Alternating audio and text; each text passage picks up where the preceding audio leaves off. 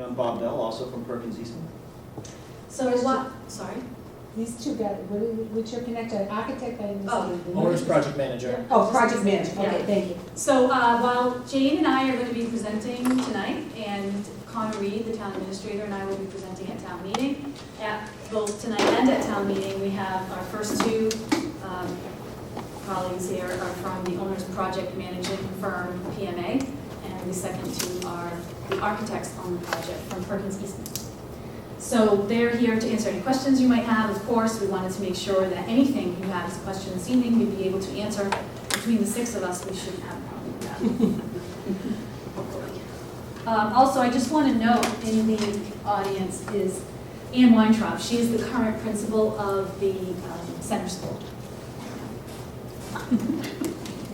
Okay, thank you. So we wanted to start, I'll begin talking about the project itself, the background, give you some of the acronyms we're going to be using to help explain who the players are here, as well as the design that has come that is going to go forward for your consideration. And then Jane will take over when we start talking about the finances of it. So she's going to go very specific into the tax impact, what the cost of the building is, what it's going to go for. And then, of course, if you have any questions, let us know at any time. So, first of all, very simple, what is the early elementary school project? This is a project that is intended to be the end of the 25-year process here in Easton. We are truly grateful for the support that Easton Public Schools has received from the citizens of Easton over the years that has provided the high school that you're in now, as well as the renovated Easton Middle School and the Richardson Olmsted School, which now, I don't know if you can believe it, it's almost 22 years old now. And so this is the last piece of that campaign. And this would potentially address the 3 elementary schools in the district, which are the only 3 schools left that are between 50 and 65 years old. Massachusetts School Building Authority is going to be a very important acronym. MSBA is going to be very important in this presentation and in your consideration because they are the government agency that we applied to for grant funding to help with the project. Where Easton is right now as a community is a place that it is not possible to either renovate, add on to, or build an elementary school. Certainly not all 3 of them. And so from 2011, I'm going to get into the history a little bit, but from 2011 to 2017, we submitted requests to the MSBA to consider inviting us into their grant program. It's a very unique opportunity, and so they, when we get to the costs, you'll see what they are willing to contribute to this process. What do? Well, they are a group of professionals who are extremely experienced in this area. They have a budget from the state, comes through the treasurer's office. The chair of their committee is the state treasurer, Deb Goldberg. And what they do is they consider these requests for either what's called an accelerated repair of a building or an actual renovation addition, excuse me, or new building. And they are the gatekeepers of the funding, multi-million dollars, for projects in the Commonwealth. They get approximately 150, depending on the year, requests per year for building projects, and they approve, depending on how much money they have in a particular year and how much the projects cost, about 20 of them. So it is very unusual to have the opportunity to be chosen. We were extremely fortunate, but please be assured it is an extremely, extremely intensive and process that has a lot of oversight. So there are several boards that we've been meeting with in Boston. They are certainly not going to spend taxpayer money on any project that is not completely a solution to a district's educational program, that is going to have the appropriate enrollment for the district, is going to last, and is done in the most economic fashion for the town that they're in, but also for them, because the way that they do reimbursement is they actually give a percentage of the project. So they don't just contribute a particular number. So whatever your project is, they pledge a % of that. And we'll show you how that process is done. So obviously they want to make sure that the process is very well designed and done with the proper elements in mind. So there are several modules that you have to go through, and we have to get approval to move on from every single one of them. So as of now, we've been approved every step of the way with all of our submissions. So why were we submitting to them for a grant? I have just a brief video that I'd like to show you. This is an overview of the 3 elementary schools right now. We realize it may have been a while since you've been in a school, if you have been in a school. And so we just wanted to show you some of the challenges that the students and the administration and teachers face every day. This is done by the 3 principals of the 3 schools. If you are interested in seeing any more of this, because this is a very brief trailer, there are extended videos for each school on the project website. And there are also tours every Saturday morning and Wednesday evening throughout the month of October, so we have 3 left. We have 2, the Saturdays are 9 to 11, and the Wednesdays are 5 to 7 p.m. And anyone's welcome to come, and we can show you around and answer any questions you may have.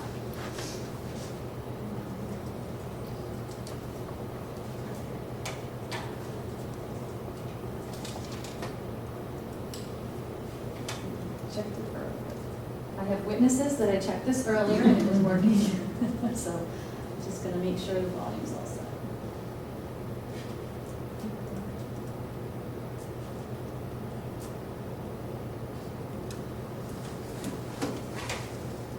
Proposing a new early elementary school using funds obtained locally in addition to a grant by the Massachusetts School Building Authority.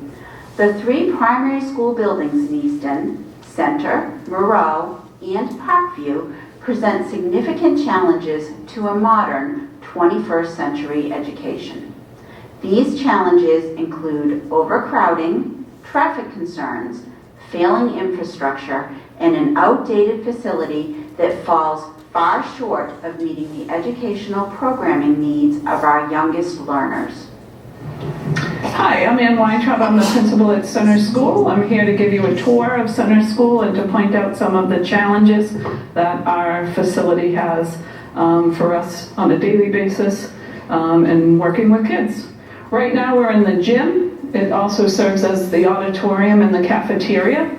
The challenge being that every day at lunchtime we have to stop all activity in the gym for the custodian to set up the tables for lunch. We have 3 lunches during that hour-and-a-half period, and the custodian then has 15 minutes to clean up, put all the tables and chairs away, and get the space ready for the afternoon classes. This is the only space in our building that is big enough to hold all of our students. So we only have 1 gathering space that we can bring the whole school together.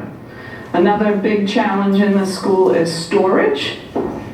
So we took part of our stage space and made plywood, just simple rooms that... Okay, I'm just going to pause it for a second because we don't want to show you a 15-minute video. And the one that I have there is the full... I'm just going to Yep, talk please quickly. do. So, while Dr. Cabral is getting the videos ready, I'm going to summarize what... The town of Easton. Oh, got it? I do, but go right Okay. ahead. I'm going to summarize, just if you were to categorize the problems at the 3 primary schools, they fall into 3 categories. One is there's not enough space, meaning there's not enough room for all the kids and the programs that we have going on there. 2, there's not the right kind of space, meaning the classrooms aren't the right kind of space. We don't have equitable space for some of our special services, which the state has actually cited us on. And then the 3rd piece is the infrastructure of those 3 schools is failing. Things like asbestos, old HVAC systems that really don't meet the needs of the building. I remember when I toured last year, when I toured Center School with Ann Weintraub, it was a shock to me to learn that that whole school is 1 zone of heating, that there's no ability to control heat in different parts of the building. So That's a quick little sample, so now go to the trailer and you can. It's, all the videos have the same introduction, so I just snipped that off, so you will not have to watch that again, so. Include overcrowding, traffic concerns, failing infrastructure, and an outdated facility that falls far short of meeting the educational programming needs of our youngest learners. Our primary school principals are your guides for a video tour of their buildings. Here is a sneak peek at what you can expect to see on those tours. This is an example of one of our classrooms. Although the space itself seems adequate, you'll notice the ceilings, there's many leaks. There used to be skylights in the building, and they were covered at some point, and we frequently have ceiling tiles that randomly fall while kids are here, safety issue. And almost all of those previous skylights at some point have had leaks. This is our nurse's office. You'll notice the nurse's office does not have a bathroom, which again is pretty obvious what challenges that brings. This bench area here actually has a heater underneath it, and sometimes it's so hot, it's hot to the touch, so the kids can't safely sit on it. This was originally part of the library. It's now the occupational therapist space, the English language teacher space for kids that English is their second language. The physical therapist also works out of here, and sometimes the preschool speech pathologist. This is the boiler room. We currently have two boilers. One's working, the other is not. We just this week had to do some repairs to try to keep things going, but it is a huge concern how long the boilers will continue to work. To see it, to know how many staff members there are and how limited spaces there are, and to know the possibility of what we could be doing with kids if we had the space to do it is the discouraging part as an educator. We have great ideas, programming that we'd like to do, but without the appropriate spaces, it makes it very difficult. The rise in the needs of kids social emotionally is so important to have the appropriate spaces, and we don't have them. We don't have safe spaces for kids. Classrooms don't have walls in between classrooms. Probably one of the biggest things we deal with is noise, and having students walk through multiple classrooms to either use the bathroom or to get to the cafeteria or the gymnasium or the library. You may notice as we walk through these classrooms is a lack of storage. We're lucky enough that the walls that we do kind of have are storage units or cabinets, and over the years certain principals or teachers have built into those. It's not always in the safest way. Our playground has a driveway runs through the middle of it. It's not the safest for kids, there's deliveries and things. Sometimes trucks show up to deliver in the middle of the day, and we have to tell them we can't deliver milk right now. We got kids running around having this room, which we use as a conference room. It's also used as an office for our special education coordinator, our school adjustment counselor, our school psychologist. Our preschool uses this room with students at times, so you can see a lot of goings on in this space, and it is a room that we don't have great ventilation in. We have a heating system, base heating on the floor, and then the two windows, but when the door is closed, carbon dioxide can build up in this space. It makes people concerned when they hear that air quality is not great.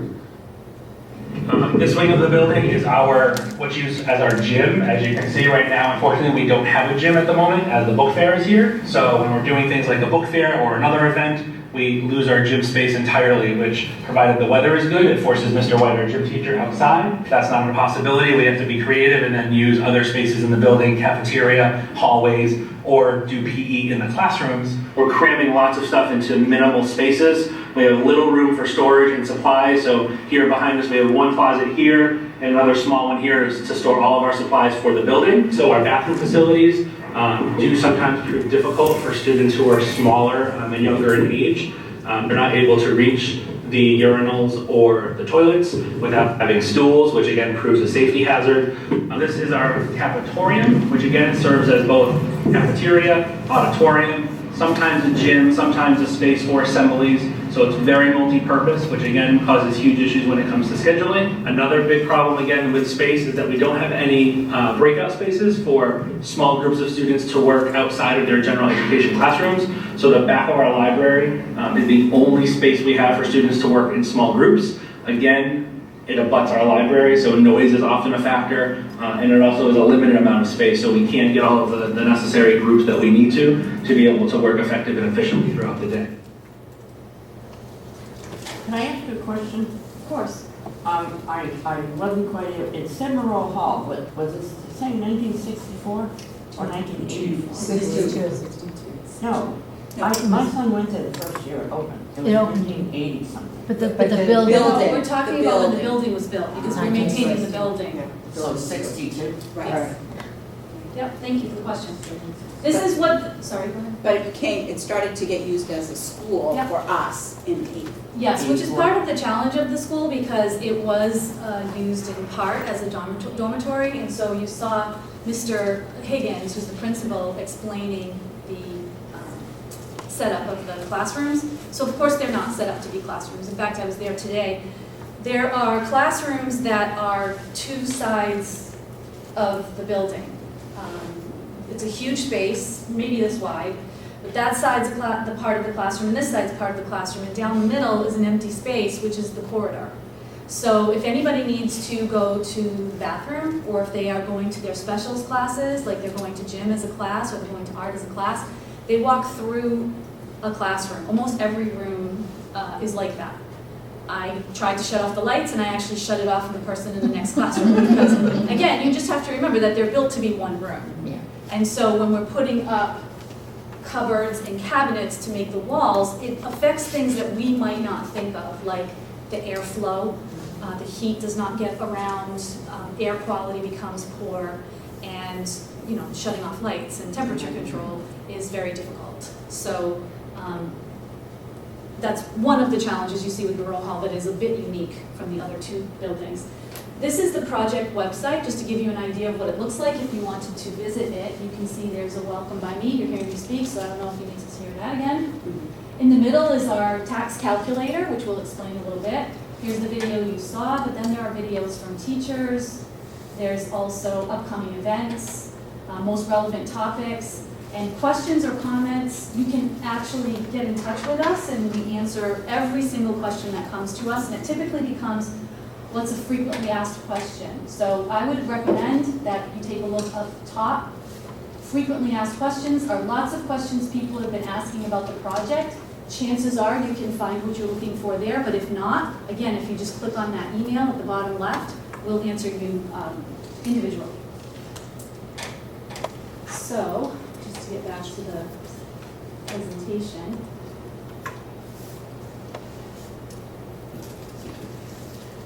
The challenges that Jane was covering are the ones that MSBA considers when they are determining whether they're going to welcome you into their program or not. The two biggest is overcrowding and programming. And of our three schools, they found that center was the most critical. And that's because, I think you heard Mrs. Weintraub explain the shared spaces. So aside from the concerns that we deal with every day, like having children run around a gymnasium that has tables stacked in a corner or chairs and so forth, we also have to change when our art classes, music classes, PE classes, lining up even for dismissal, when all of those events take place, classes can't take place in that space. So that's what MSBA considers impeding your programming. And then in terms of the right kind of space, Jane alluded to being cited by the state. That is not a positive citation. That's unfortunately a negative one. We have audits of every kind you can imagine, both financially and programmatically, through many state and federal agencies. One is through the Department of Education. And what they do is they come through to do, it was called Coordinated Program Review, and they look for special education and civil rights students in particular. And unfortunately, we fell short in some areas that that in their matrices fall under civil rights. For example, the spaces that you saw in the back of the library, that's the only space we have in the building other than classrooms that are being used to offer things like English language services, speech pathology services, things that are very important for children to be able to hear clear enunciation, for them to be able to concentrate, for the provider to be able to hear students, and it's abutting a library and a lot of classrooms, and it doesn't have walls. And so, according to the Department of Elementary and Secondary Education, any special education or special service must have the accommodations and physical facilities that are equitable to the general population. And that's clearly not equitable. Those are the spaces we have right now. So we've been working with them to try to come up with corrective action plans. Part of what we have told them is we're working on a new project. However, other options have come up, such as temporary modular units outside the building. We've had to look into the cost of those because it may not be an option. We may have to do the corrective action. Ironically, if you do not do the corrective action, you are at risk of losing federal funding. It sounds counterintuitive, but that is how it works. And so we may need to get modular units, which are hundreds of thousands of dollars each, because they have to have certain wiring and fire suppression systems and bathrooms. It's very tightly regulated. And so this is some of the space challenges we have about the right types of spaces. And then, of course, the number of spaces. So the MSBA and the Department of Education have minimum requirements for spaces for children for every purpose. And we don't meet them at all in any of our 3 elementary schools. Education has changed wildly from 60 to 65 years ago. And so now, just the example I gave you of an English language learner classroom. These are services we didn't provide then. Even the buildings predate ADA, or the American with Disabilities Act. So we don't have access to all parts of the building for our friends with disabilities. We don't have appropriate restroom facilities around the building, approaches into the building, and things of that nature. Memorial Hall doesn't have an elevator, for example. So these are all things that are challenges to us, and so that's the reason we were applying to the MSBA. So that's what happened in 2011 to 2017. In 2017, they invited us into what is the feasibility period. Eligibility and feasibility. Eligibility is just that. They see if you're eligible. So they're very strict about it. They do a site visit, they brought a board down, and in that conversation, something very unexpected happened to us. We were explaining the current program of Center School, and they were at 50 Oliver Street with us, and they asked to tour the building. After that tour, they asked if they could see the other 2 buildings. And when they did, and we showed them what the other 2 buildings looked like and the challenges that we had, they provided a unique option. And they said, you can move forward in your town with a school just for Center School. Or you can consider consolidating the 3 schools into a school. And if you are found eligible and it's feasible and you have support from your town, we will work with you on the project. And so that is when we came into the feasibility period to see, well, what is going to be feasible here? What can we do? And that involved a lot of people who are far smarter than I am when it comes to building multi-million-dollar buildings. There's something called the School Planning Committee, which the makeup of that committee was very specific per the MSBA, but also our town of Easton charter. And so we put that together and came up with a committee of town officials, school officials. There has to be someone on there who is certified in procurement. There has to be somebody on there who has an engineering or construction background. And so all of those members are listed on that website. And we have been working together for 2 years now on what is feasible for Easton. And so the choices were, and you may have seen this as in the development in the last 2 years, the choices of sites were either the main campus site abutting the current Parkview or the Center School site. And the configurations were Center School only or all 3 schools in one. And that seems rather straightforward, but MSBA, in their thoroughness, of course, mandate that you check many different possibilities. You have to check what renovation would be, what a renovation addition would be, what a new building would be, and you have to do it for all of those configurations at the 2 different sites and for center school or the whole district.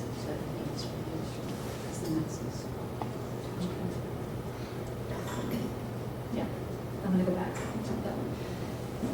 You definitely can't see this, but it's on the website. Everything I'm showing you is on the website, and you certainly can see it in as much detail as you like. But these were the 7 that we had our designers and project management team working on for consideration, for the school planning committee's consideration. And they are an addition or a renovation at the center school site. These 3, I don't know if you can see, they're separated. These 3 are options for just center school. And it was addition or renovation at the center site, a new school at the center site, or something that MSBA wanted us to consider. We knew we didn't want it, but they say we do, was a new school right next door to the current Parkview school, to be center school only. And then the other 4 options were for that district-wide scenario. An addition renovation at the center school site, an addition renovation at Parkview site, a new school at center, or a new school at Parkview. And so what I would welcome you to look at, if you do check this out on the website, and you may be able to see from your seat, I'm not sure, they're actually color-coded. All of the things that we looked at when we were considering if it was feasible to build buildings at those sites. Anything that's red didn't meet the 2 biggest elements that are required from MSBA, which I overshot just a tiny bit. And those 2 things, before you even look at a building or talk to architects, the first 2 considerations are your enrollment and your educational program, which we as educators really appreciated. And so how many students was the school going to hold? That was a process that took a while that we did with MSBA, because if you remember the format, the structure of the organization, as I explained in the beginning, they have a limited amount of money to spread out around the Commonwealth to the schools in most need. And so they are not inclined for someone to say, well, we would like to expand by 200 kids, so we're just going to add several classrooms. They don't do that. But they do have a very scientific approach. They investigated everything from birth and death rates to transience rates to the phenomenon that when you build a new school, sometimes more children come, to building projects in the town. So at one point, our, not building, conservation, no, Danielle. Our town Not Danielle, planner. Stephanie, our town planner, thank you, was kind enough to come to Boston with us and tell us, long-term goals of Easton. They weigh all of that into it. And then you go back and forth about your educational plan, you come to a final number. And so the enrollment is largely based on MSBA's participation in that. We did not just choose a figure. And then the educational program, and that is what we worked for a very long time on. It needed to be approved in order to move forward. And that is an exercise in speculating what education will be in the next 50 to 75 years. Just think about education 50 to 75 years ago. And that was before the game changer, which is the internet. So one of the things that you'll see in the design is that we worked in some, we were very heavy on flexibility and adaptability. So that whatever comes at us in the 20th, 21st century, 21st to 22nd century, we'll be able to adapt, hopefully. We have classrooms now that have 1 or 2 electrical outlets in it. You can imagine back then they didn't realize we might want to plug in computers. So it's hard to imagine what will be here 30, 40 years from now, but we've put in as much adaptability as we possibly could. And so ultimately what happened was things just started falling off without really having to make a decision about it. For example, the Parkview site, we were able to tie into the wastewater treatment plant, whereas at the Center site, they would have had it to put in at least 2 septic systems, which are not covered by the grant at all. Things like that were really beyond our control that made the decision much less of a decision. So when you start with what looks like 7 options, things just started falling off very early. There was a configuration at Center School that provided virtually no outdoor space for children. Well, for a school that's going to have 3 to 8-year-olds in it, it's very hard to imagine that Easton residents would want that kind of a situation for their kids. So things just started to fall off of it, and that leaves us with the current site overview. And that's what you see on the posters before you, the handout you have, and also on the screen here. I'm probably going to show you on this. I mean, I guess you can leave the site plan up if you'd like. The site plan or the floor plans? You tell The me. site plan first, because I'll explain it as an overview here, but you can look whichever one is easier for you, or even on your handout. Just to give you an orientation of where the building is here. Right now, this is Spooner Street that goes straight across, and then the parking lot is on this side, and Parkview's right here. So I don't know if you can imagine that. Because what the designers have done is they basically have made this roadway and parking area, picture driving around the back of the parking lot in front of Parkview right now, off of Spooner Street. And then the current Parkview is here. If you were up close, you could see there's a dotted outline. One of the things that helped this be in top consideration as one of the plans was because Parkview could stay open and operational while the building's being built. There were other options that were additions or renovations that actually ended up costing more money because you had to create what's called swing space, where children would have to be in modular units or something of that sort because the building was going to be under construction while they were in it. This option provided for the children to stay, and then the building gets built. These are the current softball fields. This is Lothrop Street. Okay, does that help you with orientation? Right here is the police and fire department on Lothrop Street. Okay? One of the considerations we had from the get-go was traffic. Because if you've been on the campus at any time or even on any of the feeder streets, it can be extremely difficult at certain times of the day. And so when we looked at the layout and the traffic plans for Parkview, we actually asked the traffic expert that they brought in to do a more extended 10-week study of the traffic on the entire campus. And so we're actually hopeful that the current traffic patterns will relieve the congestion on the entire campus and the neighborhoods around the campus. An example of that is on Spooner Street now, cars come in and this is the only parking area. Whereas in the new designs, cars will come in on one of the ways they can come in, because now there are multiple ways. They can come in on Spooner Street or they can come in on Columbus Ave. That's not an option right now. So that creates 2 ways people can come in. And they will need to go down and around the school in order to drop off at this student drop-off for parents here. This will be for parents and special education vans. This gives a queue of over 75 cars. These are all cars that now back up on Spooner Street will now be on our campus, self-contained on our campus. Another safety feature that we really like is that the buses have a different loop, and that's here. So the buses are not letting students off the same place as cars. Cars are pulling around so that children safely get out on the passenger side. Buses are coming around so students safely get out on the door side. So kids are not crossing rooms unnecessarily. And then you have the actual floor plan of the school, which is here. You will see that this also maintains 2 fields, whether they are ultimately softball fields or 2 fields. It had the most play space. And in this field is an extra field that we have now that we really didn't want to lose because other schools on the campus use it for phys ed classes and things of that nature. So this was able to preserve that. So if you look at the floor plan, I'll go back to that in a second. Probably you can see better there. We have separated children into wings. The other consideration other than traffic that was foremost for us, the educators in the project, was that we were really nervous about making a huge, gigantic school for children literally as young as 3 years old. And so that has been our focus all along, and we are very happy to say that our designers have done this perfectly. And we are so excited about what we have to offer our littlest learners that we feel is even better than what we have in our 3 schools right now. So an example of that is This is the main entrance I showed you. This is the parent loop. And so people get dropped off here or here. This is the main office. But then on the first floor, this is the pre-K wing. All pre-K children will be here, and all kindergarten children will be here and here. Now, I don't know if you can see the detail. You may want to look at your handout. But you can see the way that the classrooms are structured. Oh, I'm sorry. You can see the way the classrooms are structured.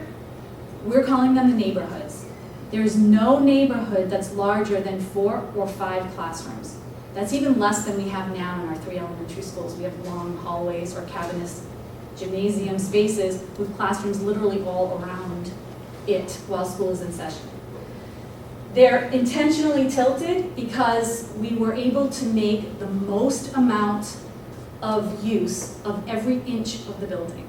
MSBA, as you can imagine, is extremely particular in how many square feet you can have for every single function within the building.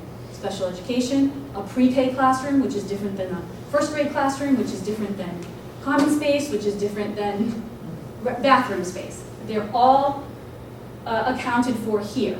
And what this allows us to do is, when you see the slope of the rooms, that space in the middle, we're calling those the front porches. We're really very aware that for these children, this is probably where they're going to spend their most time in their lives other than their home. And they have not spent that much time anywhere else.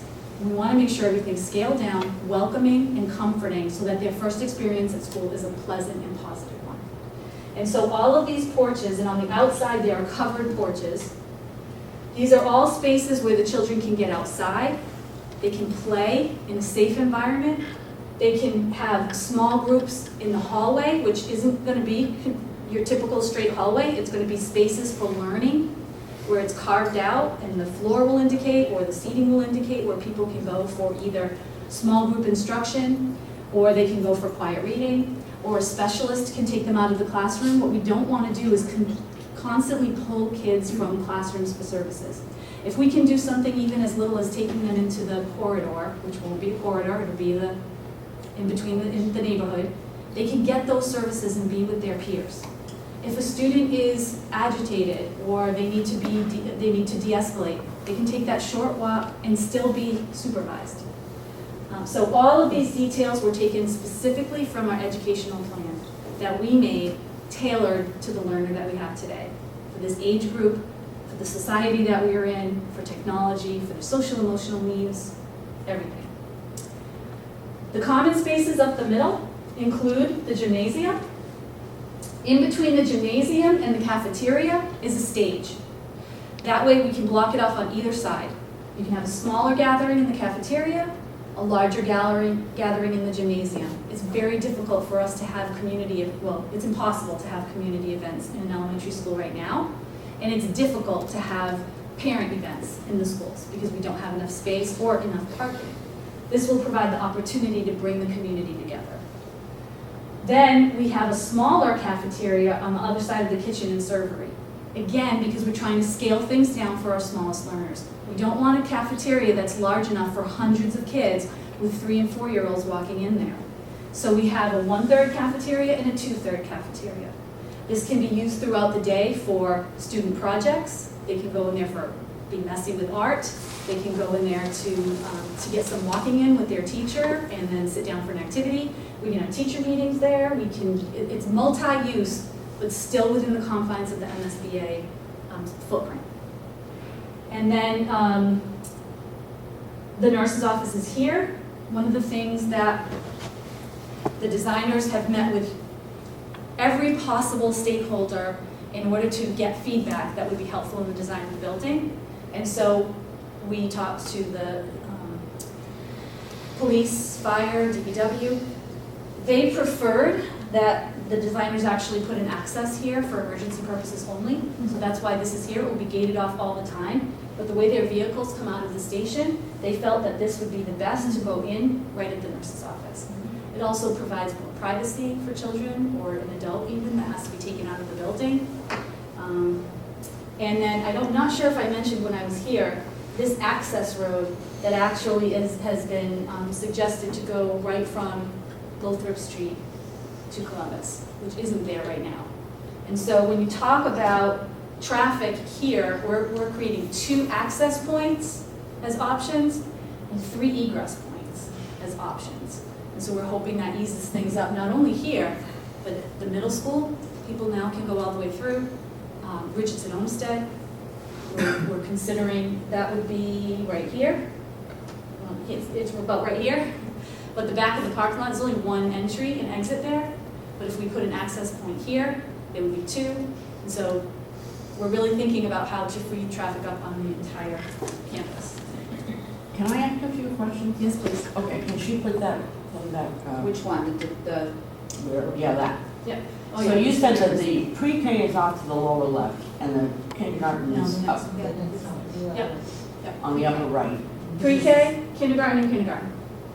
Okay, so this is supposed to be through 2nd grade, where the rest? Yes. Second floor. Well, that's the second floor. That's the next slide. Oh, 2nd floor. There's second floor. Okay, So here's the second floor. The second floor is 1st grade and 2nd grade in the 3 wings. okay. Again, they're also set up in neighborhoods. I'm sorry? To me, this is like putting little kids on a college campus. I think it'd be better to break it up and put it all through Easton instead of all this. All through Easton where? All neighborhoods, different places. Well, the only 2 options we were given by the town were the Parkview site and the center school site. Okay. And the center school site did not work because of the septic system and I traffic. was listening. So the pre-K, do those kids go right into, do they have direct access? Do they go right into those buildings? In From other words, are where? they going through the main entrance and walking Yes. down a hall, or do they have doors that they can go right, as almost like they're separate? They go right through here and into this hallway. It's actually Oh, so shorter than they the walk through the hallway? Yep. Yeah, okay. And they'll have their own playground at the end It's of that. right here. It's outside. so it's Specifically not built shown. for preschool. So this is where I'm not up on things. Is this a mandated thing that, kindergarten used to be kindergarten, and that was the pre? Yeah. What's the pre? So 3-year-olds can go to school? They do now. Yeah, everyone has pre-K now. All through the state of Massachusetts? The Commonwealth, yeah. I see. State mandated, I take it. It depends. Some of them, you have to provide it for free. We do it on tuition based. There are current bills in the legislature right now to make full day kindergarten free. We don't have that right now. We would have to provide that. But there's also legislation working toward free full day pre-K. We don't have that either. But we have currently pre-K students and kindergarten students, and they pay tuition. So we've visited schools that are, that will hold that many kids. I'm the principal at Center School. Yeah. I have the same concerns as you, that we're making this really big school for little kids. Yeah. But we have visited places that they've done it really, really well. Carver Elementary School, close by, it's unbelievable that you could be in a building of that size and feel a small, warm feeling and an appropriate space for kids of that age. Yeah, it's difficult to envision, but I can tell you a lot of the things that we've talked about with the designer. It's not just in the way the classrooms are set up. That's very important to us because a student will literally see 4 classrooms. Now they see 10 in some cases. So this is actually much smaller than they have right now. They have the restroom facilities is in every classroom for them. They're not going anywhere to go there. The purple is the special education spaces. It's offered right where they are. They have, as Mrs. Weintraub said, there's a playground right here, which is just for pre-K. There's a big difference between a play structure for a 3 or 4-year-old than there is for an 8-year-old. And right now they all use the same ones at all 3 schools. So this would be an opportunity created specifically for them. And then kindergarten, as I said, are in these 2 areas, and they have a courtyard here with, again, age-appropriate spaces. This has been a really unique opportunity for us because if you look across the state, you will see that a lot of places, even if they're a pre-K to 2 school, they started as a K to 8 or a pre-K to 5 or something else, but it wasn't, or a dormitory for Stonehill. It is very unique that they start as a pre-K to 2 school. And so we've been able to design the school literally with 3 to 8-year-olds in mind. The current buildings we use now were not created that Did way. these schools get overcrowded, increase in population? Because when my son went to Monroe for 1 year, it wasn't overcrowded, and that's 1980 something. So Yeah. are they overcrowded now because of increased population? There are a lot of things that are different from 1980 to now. For example, we have some special education programs that are right in the schools. Those use some of the classrooms. We have English language tutors. Right. Those use some of the classrooms. We have hearing impaired and seeing impaired. All that, yeah. All of that, those use classrooms. So it might not even be a different number of students, but just the nature of education today. We didn't have computer labs. Yeah. In 1980, we didn't have, those kinds of things. And also, the interior of the building, because we're designing it for 3 to 8-year-olds, every single thing is with them in mind. So the way they journey through the building is determined by play and curiosity, creativity. It is, the windows are lower so they can see through everything appropriately. There are engaging things that are at their eye level. Handrails, footsteps, everything is created with them in mind. We don't have that for children right now in Easton. I'm sorry, do you have a question? How does the grade levels that are served now at the 3 schools, is it just up to grade 2? It is, It is. yes, PK to 2. So 3 to whatever are where then? Richardson Olmsted, 3 to 5 are at Richardson Oh, Olmsted. I was wondering where the rest of them were going to go. No? And so the 3 buildings now, So is that school in good shape? Richardson Olmsted, yeah, it's 22 years old. These are 65, so it's very different, yes. Yeah. This is the last. We've done high school renovation, middle school renovation, a new Richardson Olmsted building. These are the 3 schools that have not been done at all. Sure. Did you have any other questions about the footprint? I did talk about most of this, which is fine. That's why I wanted to ask the questions, because it's most important that you get them when you're thinking about them. Things that I've talked about, the scaled design, everything is down to their level. We've really tried to not have cavernous spaces. I just have a quick question. So, sorry to make it go back, No, but please do. just looking at I used to teach high school for 20 years. I get interrupted all the time. Perfect. Where's the parking for, if there's going to be 760 students, Yeah. and you want to be able to have everybody come for a parent-teacher night or whatever it's going to be, so where?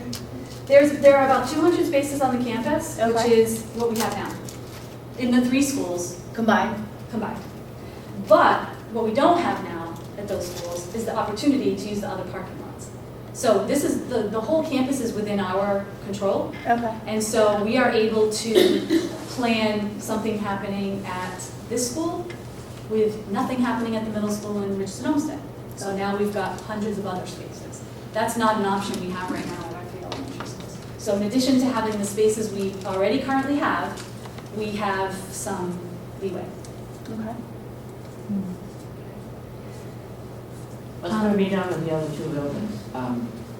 Center and... And Moreau, Yeah. they create an opportunity for the town. They can be repurposed, they can be sold. It's an opportunity that the town doesn't have right now. So as the town looks at, the municipal building committee is creating a long-range strategic plan for all buildings, not just schools. And so when they make recommendations, now you've got 2 other options that can be used for something like that. Whereas, for example, we were limited to 2 properties. So if there's another need in town, now there are 2 other properties, Center and Moreau, that are options. Are they thinking about selling them and bringing some of that money into this project?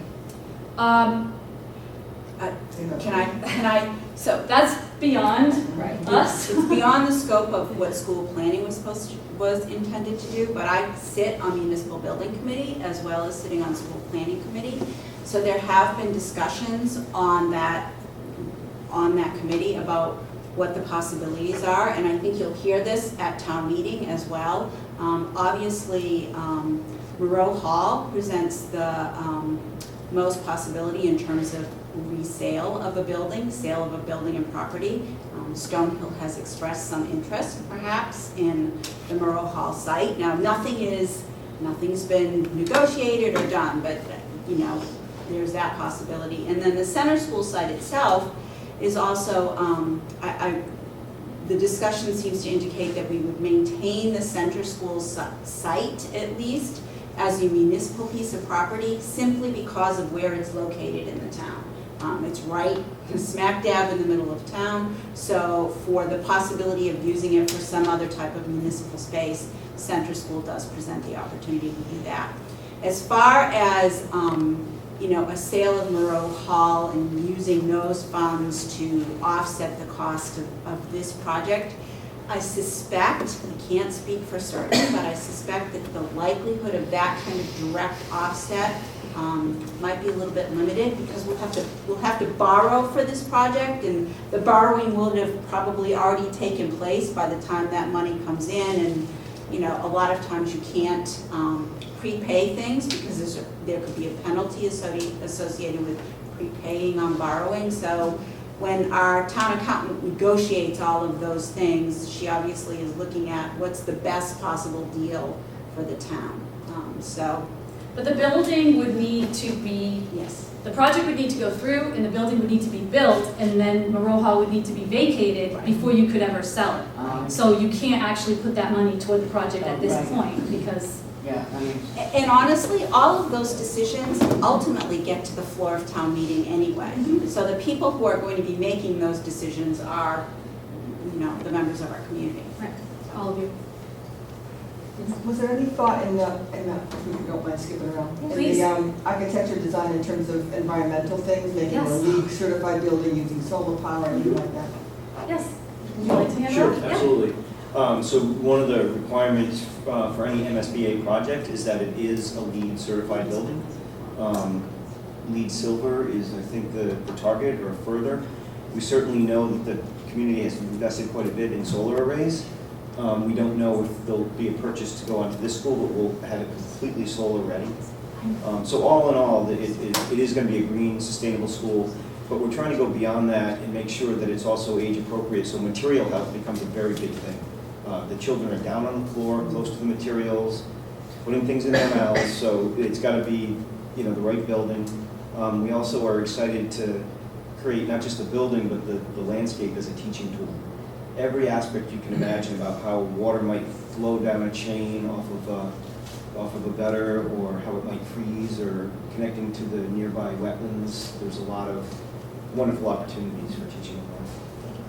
It's worth noting that envelope will be very energy efficient. The building itself, it's important to have a solid envelope that's the right amount of insulation, and also the floor plans are laid out in a way that is north and south facing so that the light is controlled from the south and indirect from the north, where there's not a lot of glare on student desks. And lastly, the mechanical system is really efficient and specific to this age group. It's distributing low flow air basically at a low level, and it's called displacement ventilation. So all of these things have factored into the sustainability of the building. And I'll just add one more thing, is that while these are great, they're aspirational, it's tied to education, there are plenty of studies that show that addressing these environmental factors and creating a comfortable learning environment improves education, improves retention, actually saves money in the long run. MSBA's grant participation is dependent on achieving that LEED silver status of the grant that is in the contract as well. Ma'am, you have a question? Yeah, we talked about K to 2 and then 3 to 5. What about the 6 to 8? They're the junior high? Easton Middle School. They're in the middle? Easton Middle School is grades 6 to 8. What you used to know as the junior high, though. Yeah. It's the building, that you used to. That's an old building also. What's the status of that building? Well, that building and Oliver Ames were both added onto and renovated. Okay. so are you going to talk about the impact on our taxes? Sure. Yep. Oh, it's like you're reading my mind. Or I'm reading your mind. Okay, did you want to? No, keep going. I'll jump in unless you want a break. It's fine. Okay, so in terms of the project, we have gotten a total project, like everything. Furniture, total building costs, everything. There are not hidden costs here of $94.84 million. The district share would be $59 million, and the MSBA grant would be $36 million. So I get excited even saying that. The thought of someone giving us $36 million is, It's our money, we already paid it. That's exactly it's right. an incredible That's exactly opportunity. right. Yes. So that MSBA money comes from sales taxes that you pay. And So, other people. right. Yes. So across the Commonwealth, people pay. Yeah. So we are getting our own money back. Yes. Part of it anyway. That's right. And the estimates on repairing the buildings, without getting, as you saw in the video, there were some offices and closets and poor air circulation. Just getting the buildings up to code in terms of disability compliance. Okay, I'm just skipping ahead. Sorry, I've only done this 75,000 times. Okay, sorry. No, you can go back, actually. Yeah, okay. That's $86 million. We have an estimate of $86 million just to repair the buildings and make them really nice-looking 65-year-old buildings. That does not create the classroom spaces that we need, or it does not make the cinder block walls different, which is a problem for us because we can't get technology signals through them, and so the computers don't work anywhere and that kind of stuff. For the $59 million, we are able to create this building that we have envisioned for, it has to be guaranteed for 50 years through MSBA, but we're pushing for 75 years. For how many years? 50 is the guarantee to So you're 75. pushing for what? 75. Oh. So the MSBA reimbursement I told you was on a percentage. We had 52% as the reimbursement for our first stage, that feasibility study. But then we were able to earn some extra percentage points as we've been going through this process. One of them was through our green or sustainable plans for the building. The other was for maintenance. We actually received almost 2 extra percentage points based on our maintenance plans of the buildings that we've been doing, which they examined very thoroughly, and the maintenance plan we will have going forward. And so we actually achieved a higher percentage rate because of the things that we have in place. So if we get 55.93% back, why are we showing a 38% reimbursement? Because some costs are what they determine to be ineligible. Earlier I talked about septic systems. Those are ineligible because not every school district, they try to make it as equitable as possible. Not every school district needs septic systems. So for example, septic systems are ineligible. There are other spaces that are ineligible. So in order to be able to provide the most accurate cost to the townspeople and taxpayers, our project manager went through every single cost of the $94.84 million and separated out what MSBA will consider eligible and ineligible. And then we had to bring it to MSBA and get their approval on it. So they have already said they will approve everything that they have determined to be eligible. They have agreed to that. What does that come out to when you do the math? It comes out to 38%. And that's why we will receive $36 million if the town moves forward with a $59 million 30-year bond. And I'm going to jump in real quick. You're probably going to take a drink of water. So one of the things that I think is important to note about this cost is that the MSBA tracks everything. Every possible piece of data that you could want to have tracked, they are keeping track of across the state. So one of the things that we know about our project is that our construction costs are exactly at what the MSBA tracks as its average. We are going to pay $505 per square foot for construction costs on this project. That is the exact MSBA average right now. So from my perspective as somebody who lives in town, it's helpful for me to know that our project isn't coming in significantly higher than a lot of other elementary school projects around the state, that we're right at that average. This is right on MSBA's website, available. It's one of the first things you can click on their home webpage. And you can see this goes back to almost 2008. And you can see what construction has done in the last 11 years. These are construction costs. You can see the trend line over time, and you can see where it's only going to go. So if we were to pass on participating in this project right now, you know, I'm certainly not going to predict where it will be, but you can see what the trend has been since 2009 in construction costs. Right here, all these dots, if you go on the MSBA website and you just hover your mouse over the dots, it will show you the name of the school and the town that it's in and how much the project is per square foot. And you will see, you see all these dots here, Easton is right where that star is. So we are not going above and beyond in terms of cost. We are right in the center of the projects in the Commonwealth right now.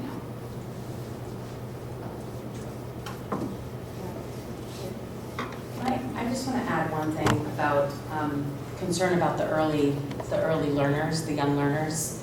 I'm Chrissy Pruitt, I'm the assistant superintendent here in Easton, and when we went into Boston, the people that are reviewing our education plan are they're very intentional on questions that they ask to ensure that we have the right plan in place for our students. The first time we went, they asked questions after questions, we revised the plan, we made sure information was in there. The second time we went, after we reviewed everything, they told us that if this passes, they cannot wait to come and see this building because they are so hopeful that this will be such a wonderful opportunity for the young kids that this is going to serve. So for them to be so excited about it, I just wanted to share that because I think that it's really exciting because they have said to us and shared with us how dynamic that this model is going to be. Thank you, Chrissy. And on this board, there's a cross-section of representatives, very purposefully. So there are representatives of education who were they picked right through our educational plan and we answered every question they had. But there are also architects and engineers and people from the state and the treasurer's office. And so everybody has a different lens as they're looking at this. And as I said, we left and they told us they were very excited about this project because of the way that it addresses the needs of the smallest learners in a district. So that's tax. Yes. So the tax impact. This looks as though it's complex, but I think I can explain it quite easily. When you have a bond for a project of this magnitude, it phases in, and then it holds steady for many years, and then it phases out. So the tax impact for 2021 would be 7 cents increase per $1,000 on your tax bill. The largest chunk of this is from 2025 to 2050, 25 years of the 30-year bond, where it would be $1.07 per $1,000 of your tax value. So there is a tax calculator on the, I'm sorry, go ahead. There is a tax calculator on the town website. It's also available on the website I showed you for our project.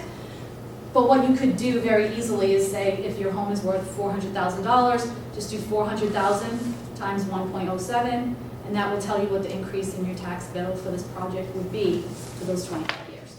Or you could just put it right into the calculator. If you're not sure of the current assessed value of your home, and it's your assessed value, it's not if you were going to sell your home today, what you could get for your home. If you don't know what that is, there's also a link to the assessor's webpage where you can put in your address. It will tell you the current assessed value of your home. Put it into the tax calculator. It will tell you what that would be for impact. Yeah, so this is what it looks like. For the median single-family home in Easton, the value is $405,000. That would mean $433.35. The median, More.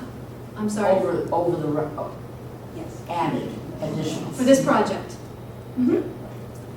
The median condominium assessed value is $215,000, which would be $230.05. What we wanted to show you, though, was this bar graph. People had asked about past projects, so you can't really see it because it's so small now, but there's a blue bar here. That is the Richardson Olmsted building cost that's on your taxes. Actually, it just fell off, so I told you it falls off the last few years. So you can see it was 18 cents, and then 14, then 12, and in 2018 you paid 9 cents for that project. You're not paying for that project anymore, that fell off. The orange is the Oliver Ames project, NDMS, yeah, Oliver Ames Middle School project, and you can see that that one is in the trailing off period now. So right now, we're in 2019. Right now, 54 cents on $1,000 of your taxes right now goes to paying off that debt. That debt will be completely gone in 2026. And then the green, of course, is this project. And so you see that if you followed that chart, it was a different amount as it scaled in when it got to the maximum of $1.07. And so from 2025 to 2050, it's $1.07. It's important to keep in mind, though, that this project is falling off. And so other than these 5 years, when it gets to the $1.07 for 20 plus years, it's actually about 20 cents more on your taxes than you were paying in 2050 per $1,000 of your assessed value. So your assessed value may change, of course. Does that make sense?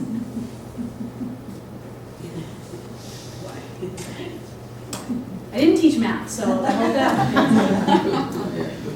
If you've lived in town for any period of time, for me it was helpful to see what the impact of, the Richardson Olmsted building and then the middle school, high school projects in relationship to this new project coming online. Because those are going to be falling, what Richardson Olmsted has, and then the middle school, high school project are going to be falling off. That debt will be paid off. Okay. That's a graph you should have on your paperwork. Yeah. Yeah, I think it's very important. It will It's be a good graph. a town meeting, it will, yeah. Like front center on your homepage. You know what's funny? Every meeting, somebody says that about a slide, and it's always a different slide. Oh, really? Yeah. Yeah, it just depends. But no, that's very good. popular slide. It is a popular slide. So we just wanted to remind people that there are tax relief and financial assistance options in town. Not everyone that can take advantage of them takes advantage of them. So of course we want to remind people that that's an option. Their contact information is there. This is also available on the town website. But there are services from the assessor's office, Department of Health and Community Services, Veteran Services Officer. And so if you're entitled to those services, certainly we want to remind people to take advantage of them. And then also there is, so this is a special town meeting and this will be the only item on the agenda. But there's always a regular town meeting this time of year. And that one will take place on November 12th. One of the agenda items on November 12th is a tax relief option for members of the community. So there isn't currently one in Easton, but it is for tax relief for those who need it. So there could be an option, for example, when you pay your tax bill, if you want to make a donation, you make a donation to the relief fund, and it is in a pool, and people can apply for tax relief. So it is important that people are aware that that is something coming up for a vote if that interests you, but also if that passes, we like people to be aware of that as well, because again, it may be something that you qualify for, and if so, we definitely should take advantage of that opportunity.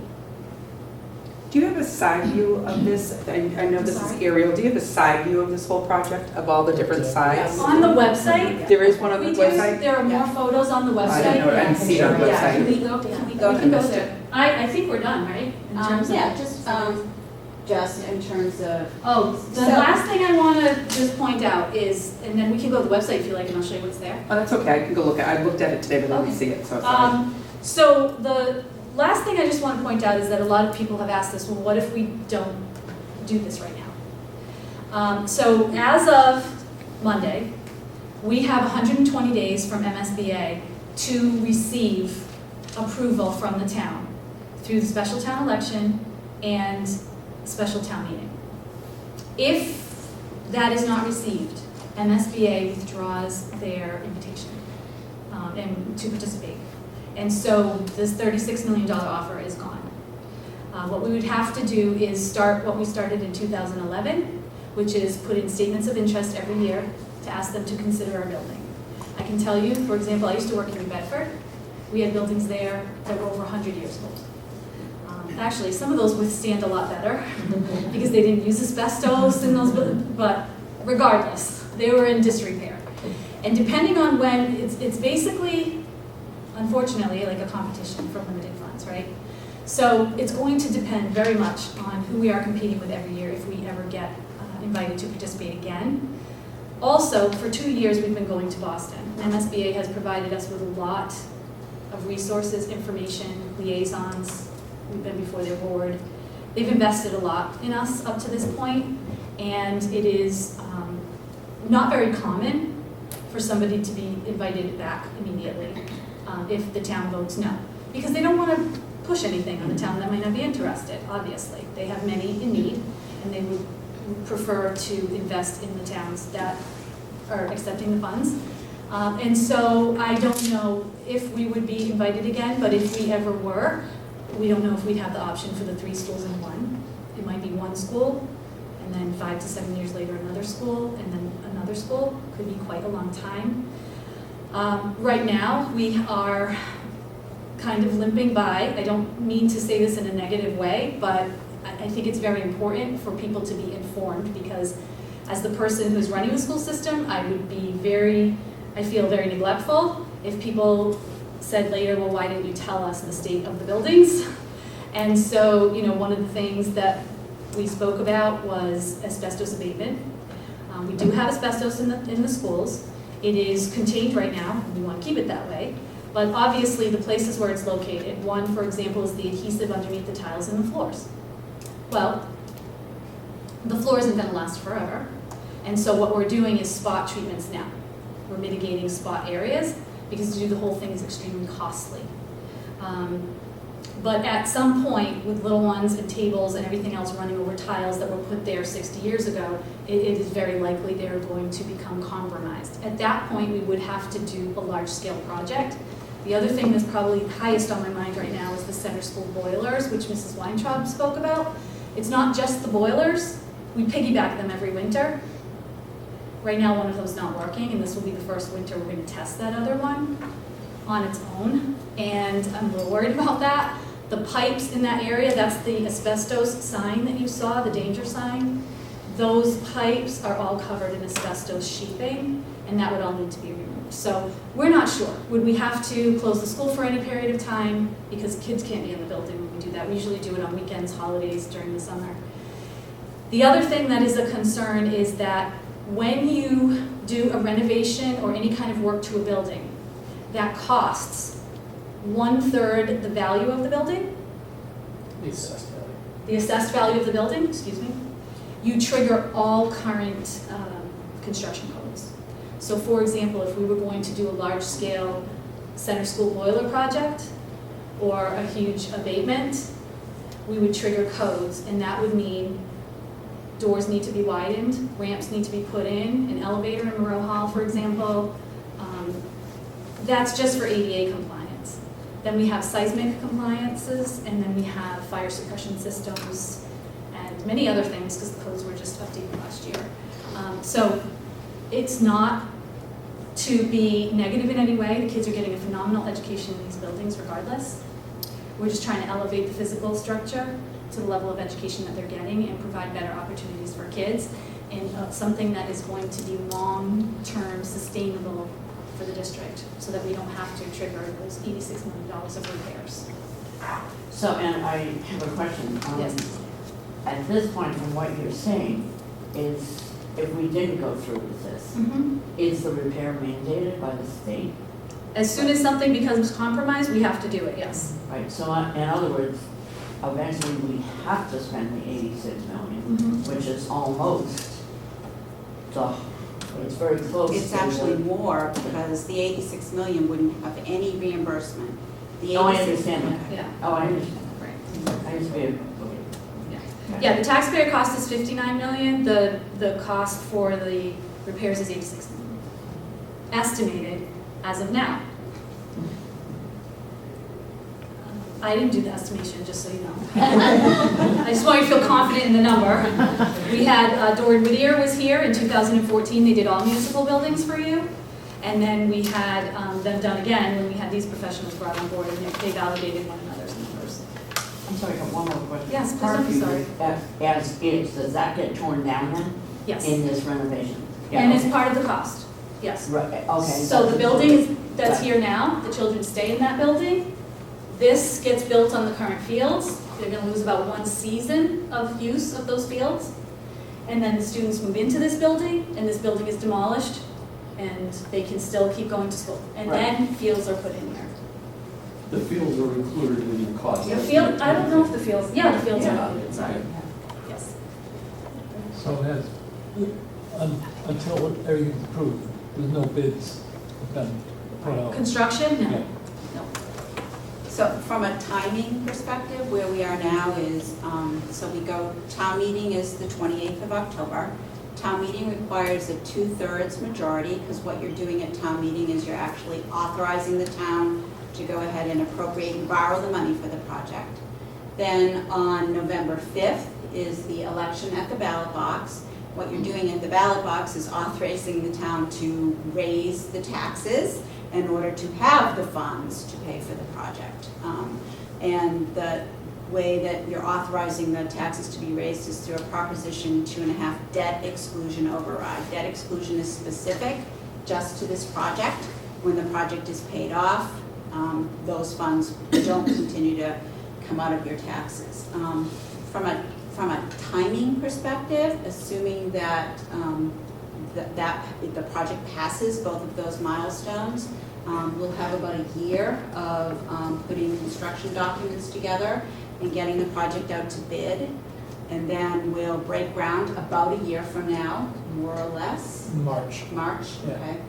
And with construction starting then, and the hope is that the schedule calls for the project to be done December of 2022. And I think that right now the plan is to move kids possibly over that break in 2022, Yeah, December of 22. I could add, I'm not sure if it was part of your question, but we've had professional estimators, actually multiple estimators involved and reconciled to project out what those costs would be. So they do this for a living, they work with contractors, builders, and have factored in things like escalation and cost of materials in the future, and those kind of safety cushion contingencies that are built into it. Right, because those repairs to the buildings for 86 million would not be done by December of 2022. That would be a very long time.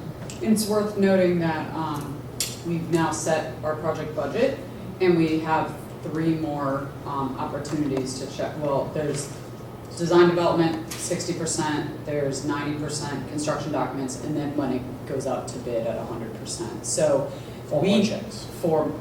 So we now have the budget in line, and we have to design to meet it. So, and that's MSBA standards, so. So when contractors bid, because it's overseen by you guys, whatever those words are. What am I trying to say?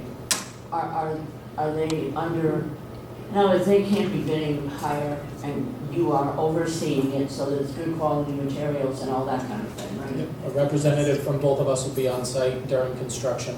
Right. So what are the limitations on the cost? They can't be over a certain level. So Could you talk about the that contracting bid- issues? Yeah. Yeah, the 94.84. 84. Yeah, that's a ceiling. So Yeah, that's the yeah. total project budget. The estimate of construction costs right now, I believe, are in the 73. So construction costs only would just be what the contractor would be bidding on. The other costs to bring it up to that 94 would be contingency, soft costs, furniture, fixtures, equipment, stuff like that. So that construction cost is not up there, but the total project cost can never go above that 94. We signed an agreement with the MSBA to that effect. Yep. We have a signed agreement. I'm not worried about them, I'm worried about the contractors. Yeah. I'm worried about the other side of it. It's control construction. Yeah, it's control. It's No, control. it's control construction. That's what I was, that's the phrase I was saying. Yes. Thank you. Yes. So control, that's just another term for you overseeing it. Correct. That's correct. So And the we cost. have to physically write reports and sign that we have observed the construction, and it is in line with what we drew and specified. Right. Yes. Yeah, I was that. I'm worried about the cost. Yes, absolutely. Can we answer any other questions? we're here as long as you need, so feel free to leave, that's not rude at all at this point. We've given you the information, or please stay as long as you'd like for questions.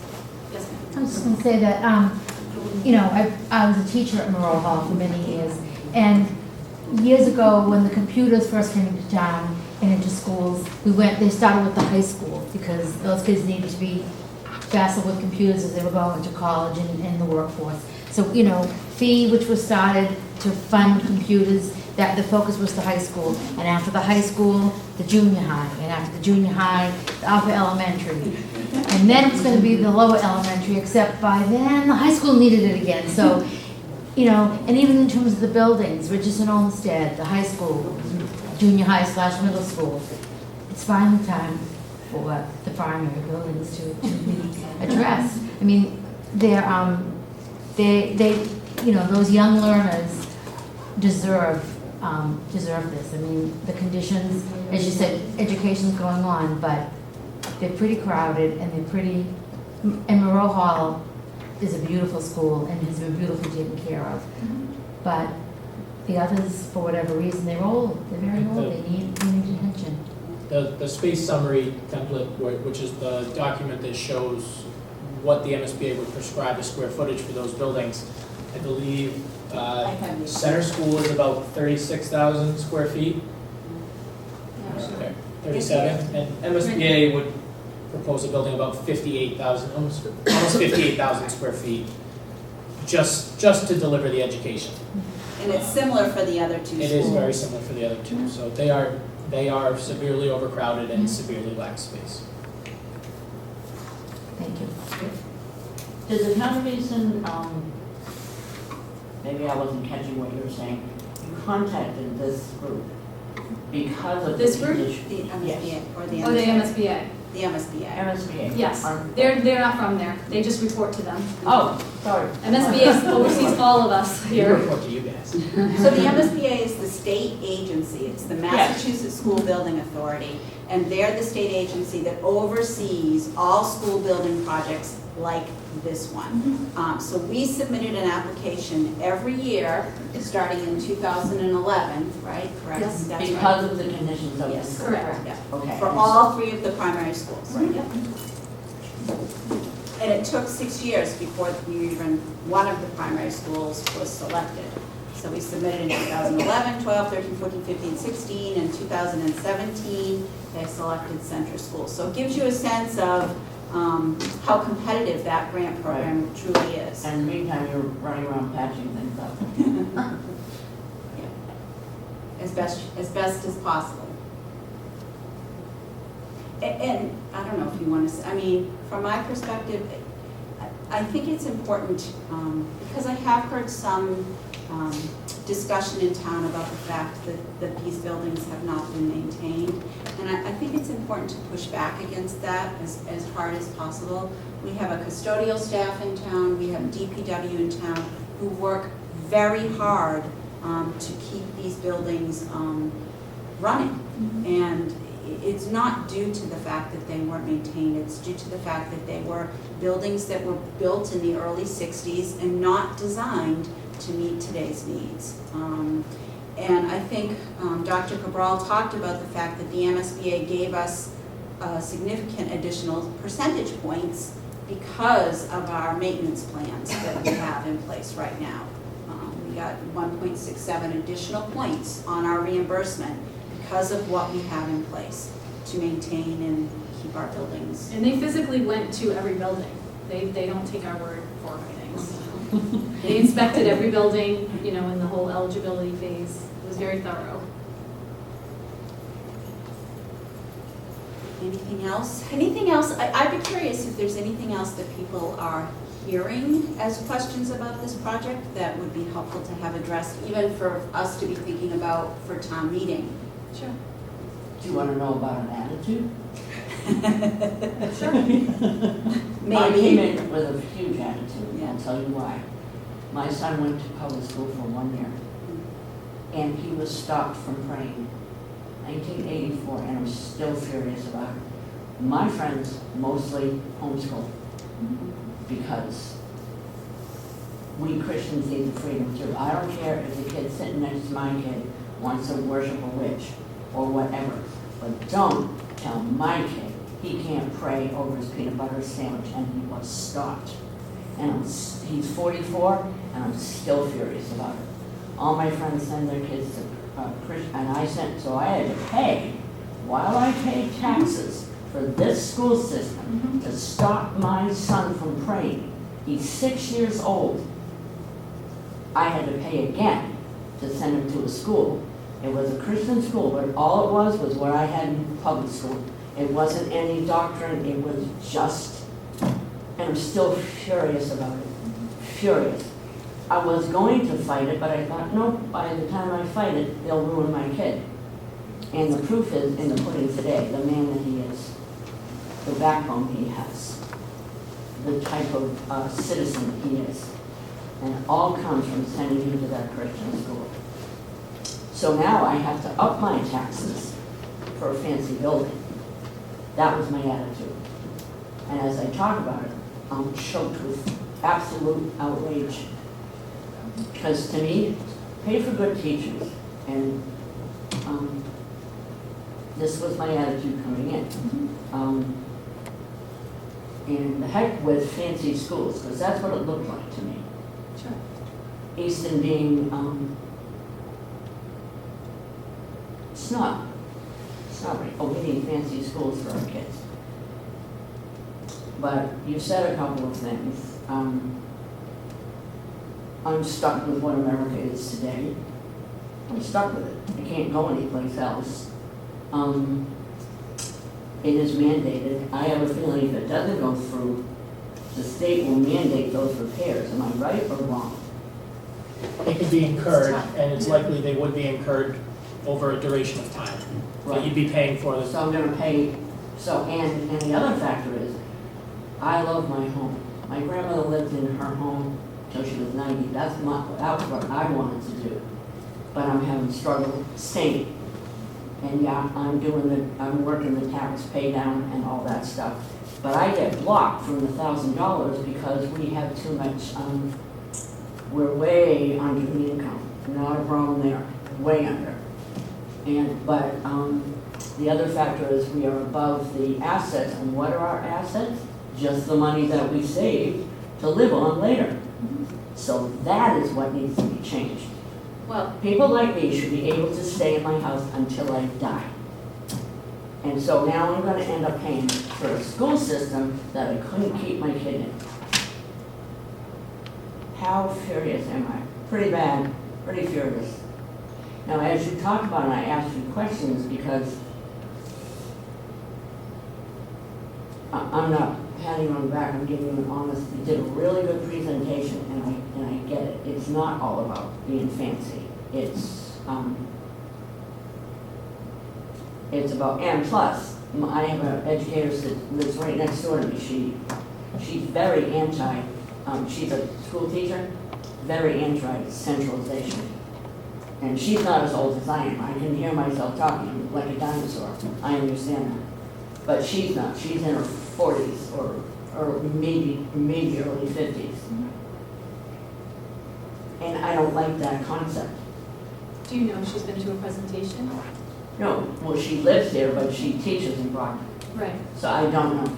Yeah, we'd love to talk to her about the presentation, And if she's interested. I can tell you as someone who has lived in town, not my whole life, but my 4 children have been raised here. When we first started talking about the possibility of a new early elementary school, the size and scale of the building was really important to those conversations we were having around the table. And I think it came from a place because we all knew that those current 3 primary schools, Center and Parkview and Moreau, were wonderful little communities for our youngest students. And we didn't want to lose that piece of the culture and that piece of what everybody has come to know and love.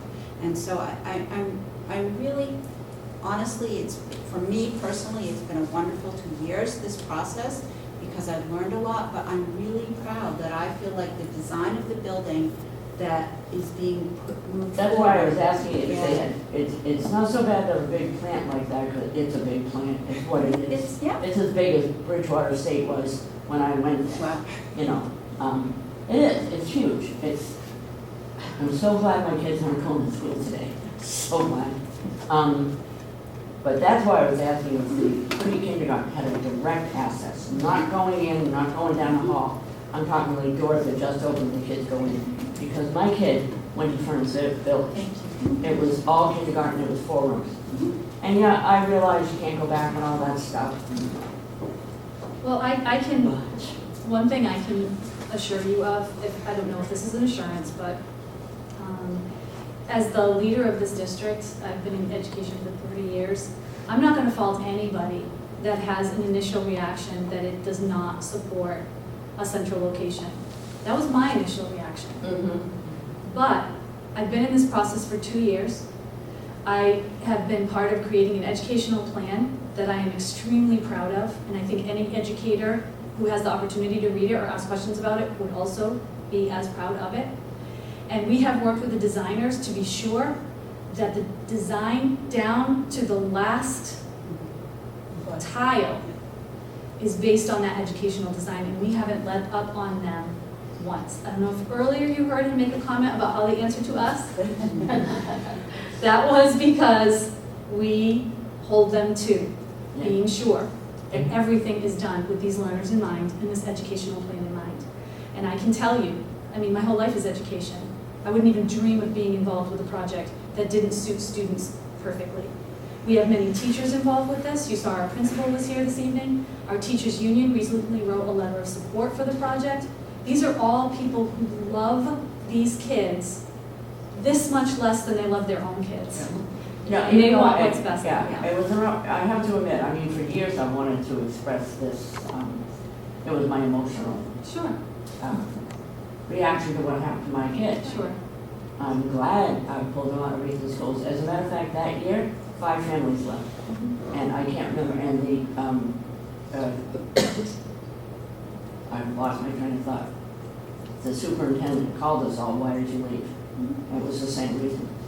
I think it was the times. I would like to think that it's much different times now, to be honest with you. 1980 was a very long time ago. We talk about what different education is. Society in general is very different. But what I'm saying is, all the overview that you've had and the reasons why, I think probably I think my attitude, there should be people my age that have lived here, and it's not like I wasn't involved in the town. I got involved in, oh my gosh, I'm losing my vocabulary. NRT. Sure. Yeah, we got very involved. Sheep pasture. Yeah, sheep pasture. Ran the camp for one summer because my kid absolutely loved sheep. Oh my gosh. He came home muddy up to here and he thought he was the coolest, and so did I. I love that kind of stuff. But I couldn't even leave my kid in the school system that my taxes pay for. But now I just think, well, it's gonna happen one way or the other, and rather than put the Band-Aid, because I think if this doesn't go through, you're gonna end up spending the 86 million, aren't you? Yes. Well, I'm not leaving. But I'm gonna knock on your door and pay my damn taxes, so I'm not leaving. My grandmother and blah, blah, blah, you get the idea. Because I love my house. That, I mean, and I can't vote, obviously, but there is a tax relief program potentially coming on November 12th. So I use that as an example because the town is clearly very cognizant of need, and they are trying to come up with creative solutions to address need. And so that's just one example. So, maybe you don't qualify for certain tax relief federal programs or state programs, but this is something that will just be for Easton only.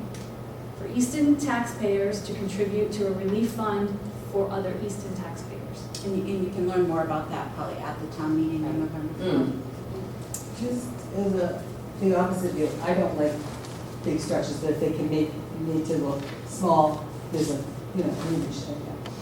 But the downside of having this separately 3 elementary schools, when you live on 3 bus routes, every year your kid would go to a different school. Yeah. And my kid ended up going, you know, oh, this year he goes to this school, and next year he goes to that school. Well, he ended up knowing every kid in town, he was the class president, you know. There were advantages. Yeah, there were, they can, but they said to me, well, you don't like the fact he's moving. I said, no. They said, well, keep him in the school. And I said, no, you're just moving that kid. I want the system to stop so that he can make, you know, well, he didn't, but he ended up class president. So, there you go. Well, so I think one of the things, and I don't know if you talked about this at all, is having all the kids on one campus, I think provides a whole lot of opportunities educationally. Yeah, I understand both sides. It's a big building. Yeah. You know, but It is. yeah, but there is a downside to having the community, because he was never part of the elementary school community. Well, this is part of the reason too that we have said there will be significant operational savings, but we don't see human resource savings, because we want to make sure the administrators know students by name, the teachers are very familiar with all the students in their classes, the support personnel know all the students they're working with. We are committed. I mean, these are people who have worked in these buildings, some for 20, 25, 30 years. They don't want to lose that sense of community. And they agree, based on their understanding of the plan, that they will be able to maintain that with their students. Thank you. Thank you for Thank you. answering all my Thank questions. you. Really appreciate your time. And Yeah, thank you. You did a good presentation. I'll probably be less negative than. Actually, I will be. Well, sometimes the hardest decisions are no decisions at all. like I said, sometimes when you leave, you may process things a little bit differently. Please feel free to go on the website and click on the email. Send us any questions you have. We'll answer each one. Well, I came in here planning to vote against it. Now I'm going to vote. Thank you. Could you just help me get out of this? Thanks for your time. I'll take care. I'll take care. I'll be behind the Start by introducing ourselves. My name is Dr. Alicia Cabral. I'm the superintendent of schools here, and I'm joined by my co-presenter this evening. I'm Jane Martin. I'm chair of the school planning committee. I'm Walter Hartley. I'm with PMA Consultants. We're the owner's project manager. Dawn Guariello, with Perkins Eastman. We are the architects and designers. And I'm Bob Bell, also with Perkins Eastman. So we wanted to be sure that we had everyone who could answer any potential questions, right down from the design to the tax impact to how we got to where we are today.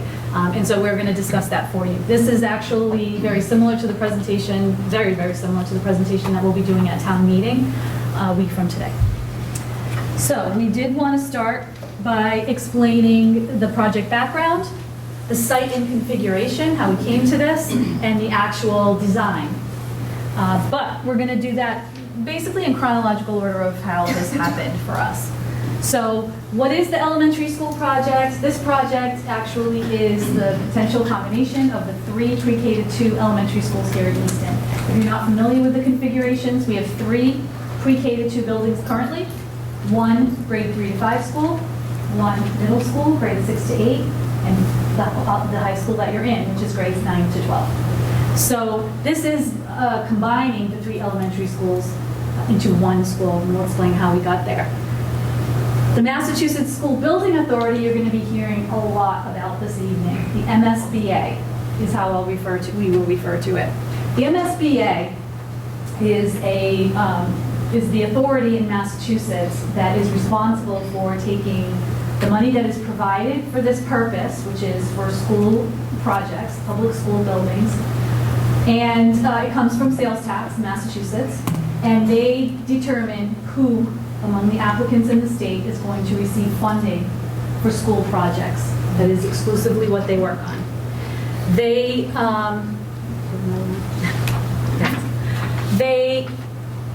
are extremely, extremely structured.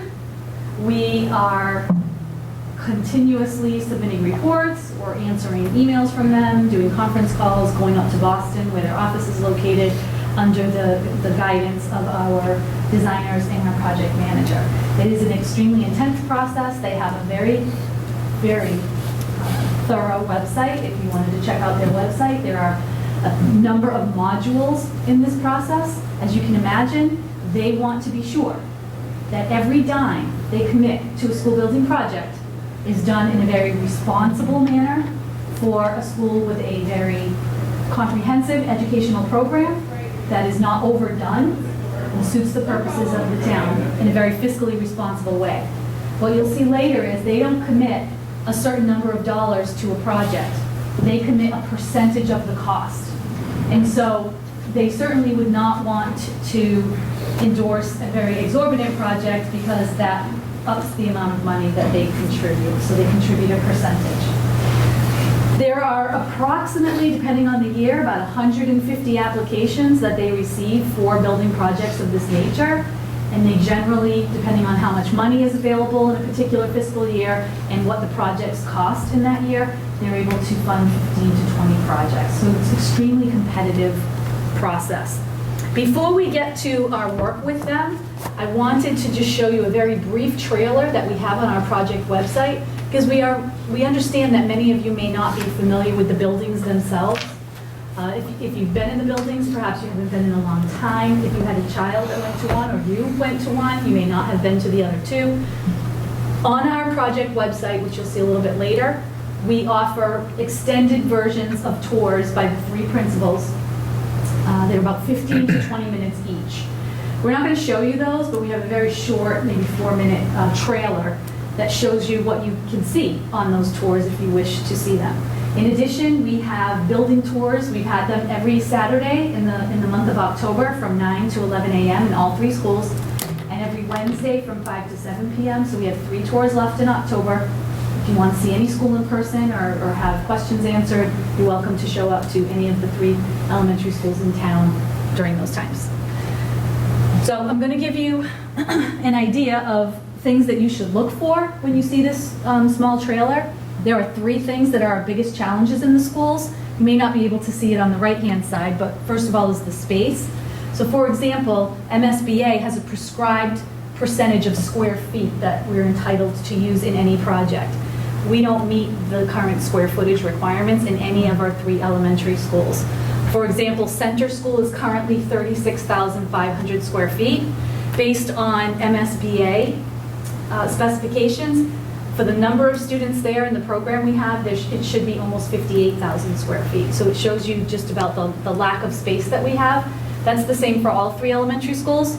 The second is it doesn't have the right kinds of spaces. So you'll see in Moreau Hall, you will see an example of, that was a Stonehill building. It was like a dormitory, if you think of a long open space. And so the walls are literally made out of bookcases and rolling structures and things of that nature. So you're going to see that in here. And there are also some citations that we've gotten from the state. We are currently in corrective action because under the Office of Civil Rights, any space that is a learning space for students must be equitable to the general population of students. You're going to see in the video, we have some spaces for things like speech therapy or English language learners, tutoring, that's done in small carved out spaces in the back of the library and such, because we don't have those sort of spaces. Buildings that are 60 or 65 years old weren't made with an English language learner space. They weren't made with, they have 1 to 2 electrical outlets per classroom, for example, so you can see the challenge in using computers and things like that. And then finally, the infrastructure is failing. So make note of the infrastructure as well. You're going to see that we do have an asbestos challenge in our schools. We're mitigating those things on a regular basis. We also have some, the buildings were built before Americans with Disabilities Act, so the buildings are not handicap accessible. They don't have the appropriate fire suppression systems and those kinds of things. So I'll just let the principals take you through this very quickly so you can get a visual of what we're talking about. And then this is the project website. You can see that's a familiar face on the left. It's a little introduction. In the center is the tax calculator, which we'll be talking about for you. And on the right, this is the trailer I was talking about. The town of Easton is proposing a new early elementary school using funds obtained locally in addition to a grant by the Massachusetts School Building Authority. The 3 primary school buildings in Easton, Center, Moreau, and Parkview, present significant challenges to a modern 21st century education. These challenges include overcrowding, traffic concerns, failing infrastructure, and an outdated facility that falls far short of meeting the educational programming needs of our youngest learners. Our primary school principals are your guides for a video tour of their buildings. Here is a sneak peek at what you can expect to see on those tours. This is an example of one of our classrooms. Although the space itself seems adequate, you'll notice the ceilings, there's many leaks. There used to be skylights in the building, and they were covered at some point, and we frequently have ceiling tiles that randomly fall while kids are here, safety issue. And almost all of those previous skylights at some point have had leaks. This is our nurse's office. You'll notice the nurse's office does not have a bathroom, which again is pretty obvious what challenges that brings. This bench area here actually has a heater underneath it, and sometimes it's so hot, it's hot to the touch, so the kids can't safely sit on it. This was originally part of the library. It's now the occupational therapist space, the English language teacher space for kids that English is their second language. The physical therapist also works out of here, and sometimes the preschool speech pathologist. This is the boiler room. We currently have 2 boilers. One's working, the other is not. We just this week had to do some repairs to try to keep things going, but it is a huge concern how long the boilers will continue to work. To see it, to know how many staff members there are and how limited spaces there are, and to know the possibility of what we could be doing with kids if we had the space to do it is the discouraging part as an educator. We have great ideas, programming that we'd like to do, but without the appropriate spaces, it makes it very difficult. The rise in the needs of kids social emotionally is so important to have the appropriate spaces, and we don't have them. We don't have safe spaces for kids. Our classrooms don't have walls in between classrooms. Probably one of the biggest things we deal with is noise and having students walk through multiple classrooms to either use the bathroom or to get to the cafeteria or the gymnasium or the library. You may notice as we walk through these classrooms is a lack of storage. We're lucky enough that the walls that we do kind of have are storage units or cabinets, and over the years certain principals or teachers have built into those. It's not always in the safest way. Our playground has a driveway runs through the middle of it. It's not the safest for kids, just deliveries and things. Sometimes trucks show up to deliver in the middle of the day, and we have to tell them, you can't deliver milk right now. We've got kids running around out here. This room, which we use as a conference room, it's also used as an office for our special education coordinator, our school adjustment counselor, our school psychologist. Our preschool uses this room with students at times, so you can see a lot of goings on in this space. And it is a room that we don't have great ventilation in. We have a heating system, base heating on the floor, and then the 2 windows. But when the door is closed, carbon dioxide can build up in this space. It makes people concerned when they hear that air quality is not great.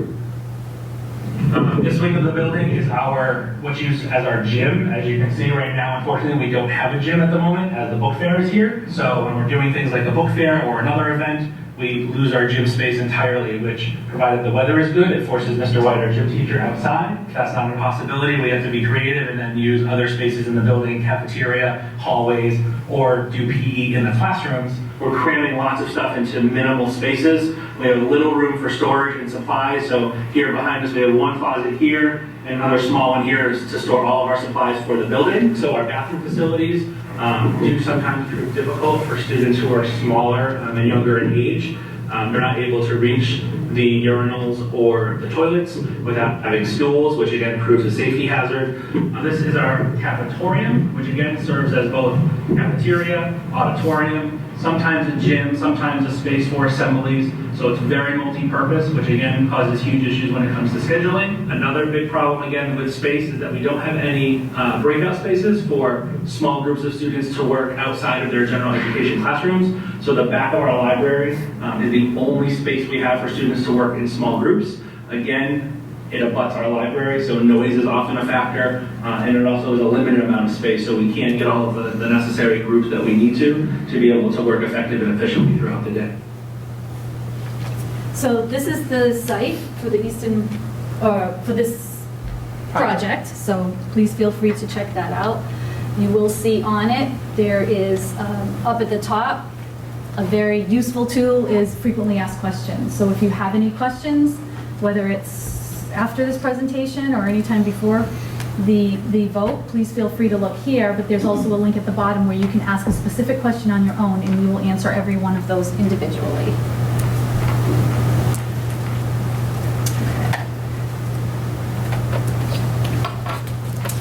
So in terms of our process, because of the facilities that we have, the education, we are very proud of the education that the students are receiving in the building. The teachers and the staff and the administrators work extremely hard to make sure that the kids are very happy where they are.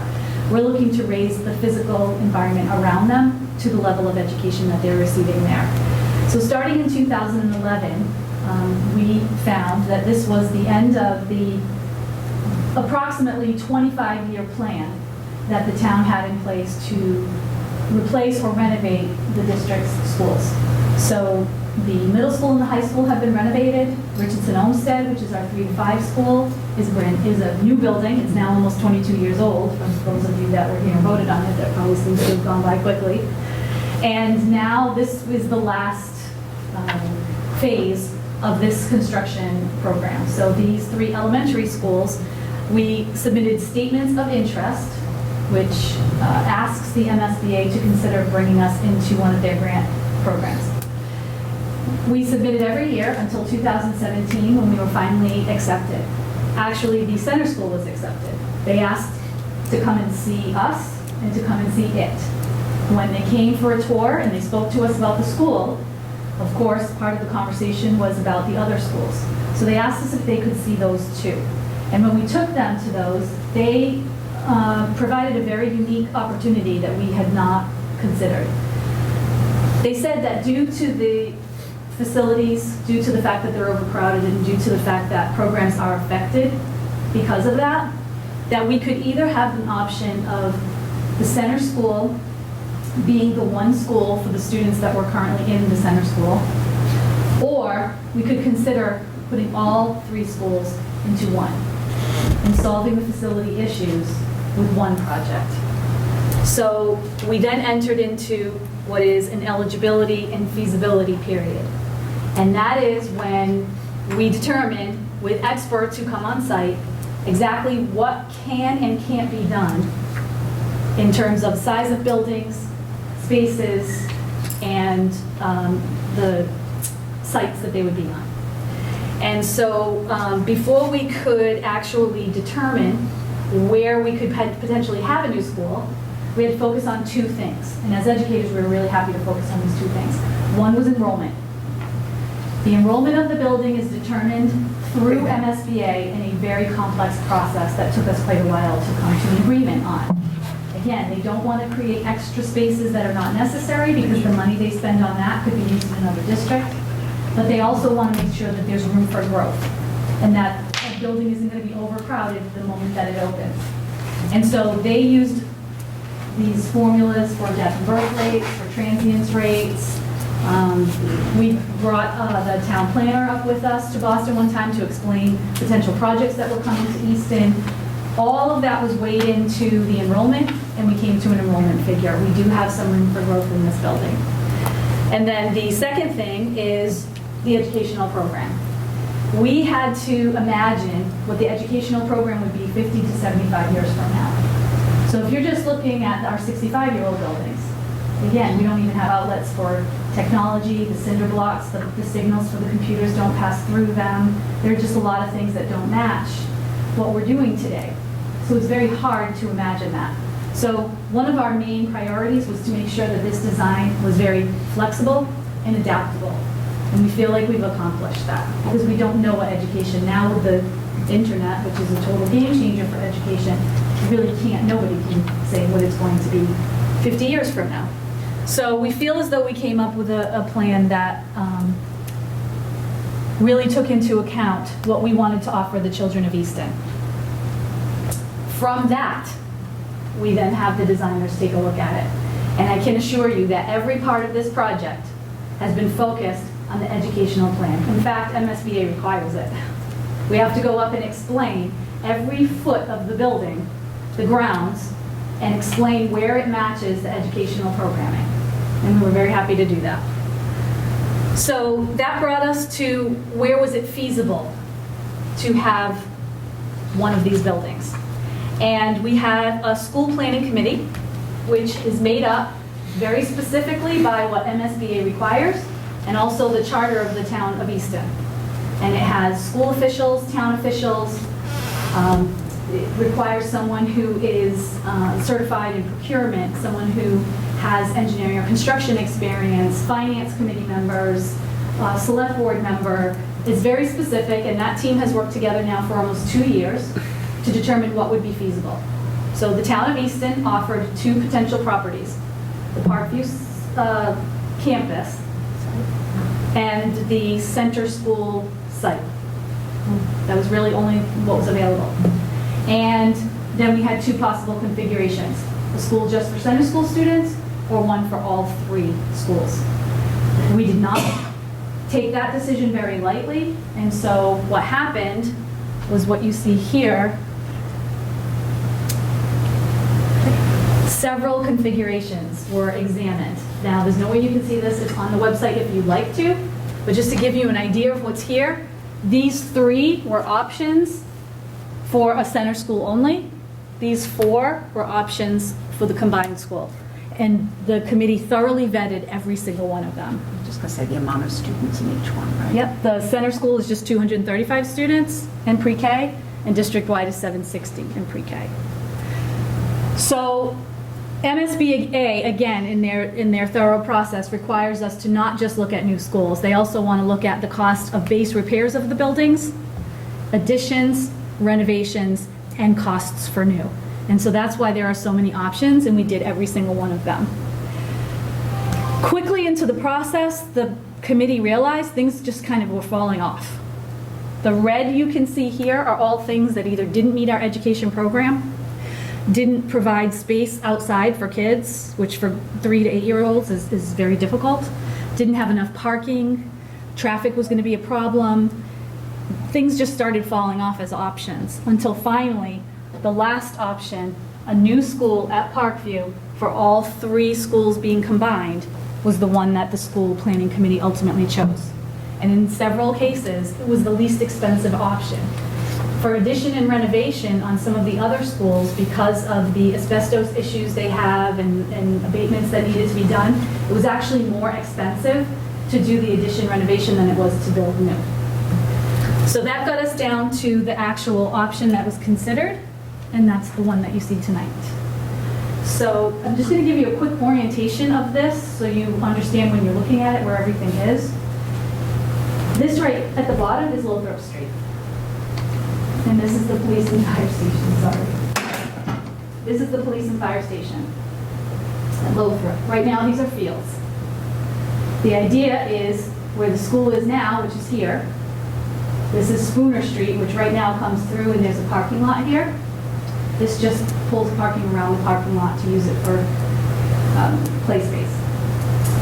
So the idea is to also put a through street from Lothrop up to Columbus. We were very concerned about a couple things with this project. One was scale. As educators, we don't want a cavernous, huge, crazy-sized building for children literally as young as 3 years old. We feel as though we've been able to accomplish that. We'll talk about that. The other was traffic. That is currently a problem on the campus. But we have multiple points of ingress here and multiple points of egress now, not just for this school, but for the middle school and potentially Richardson Olmsted, which hopefully will ease traffic around the whole campus. And cars that now spill out onto Spooner Street will actually queue all around the building. And so we'll be containing all of our traffic right on the campus. So these are some of the benefits that you see in that long train of reds and greens. These are some of the benefits that made this a better option. There are several things that we find to be advantageous to having them on the main campus. First of all, it hits every part of the educational plan perfectly. We have every space we need for students, for current programs, and again, the flexibility for the future. It's equity. If we were to do one building at a time, it took us 6 years just to be considered for the first one. We've been working on this for 2 years. If it goes through, it's scheduled to open in 2022. Then you start the process all over for another school and then the third. It could very easily go 20, 25 years where students are not receiving equitable access to facilities. It consolidates our resources. So right now, for example, we share a psychologist, adjustment counselor across elementary schools. They travel between schools. I'm sure you can imagine that when an emergency takes place, it's at the school that neither one of them is at. This would get everybody on campus, and we'd be able to use service. People would be there full time and be available for children all the time.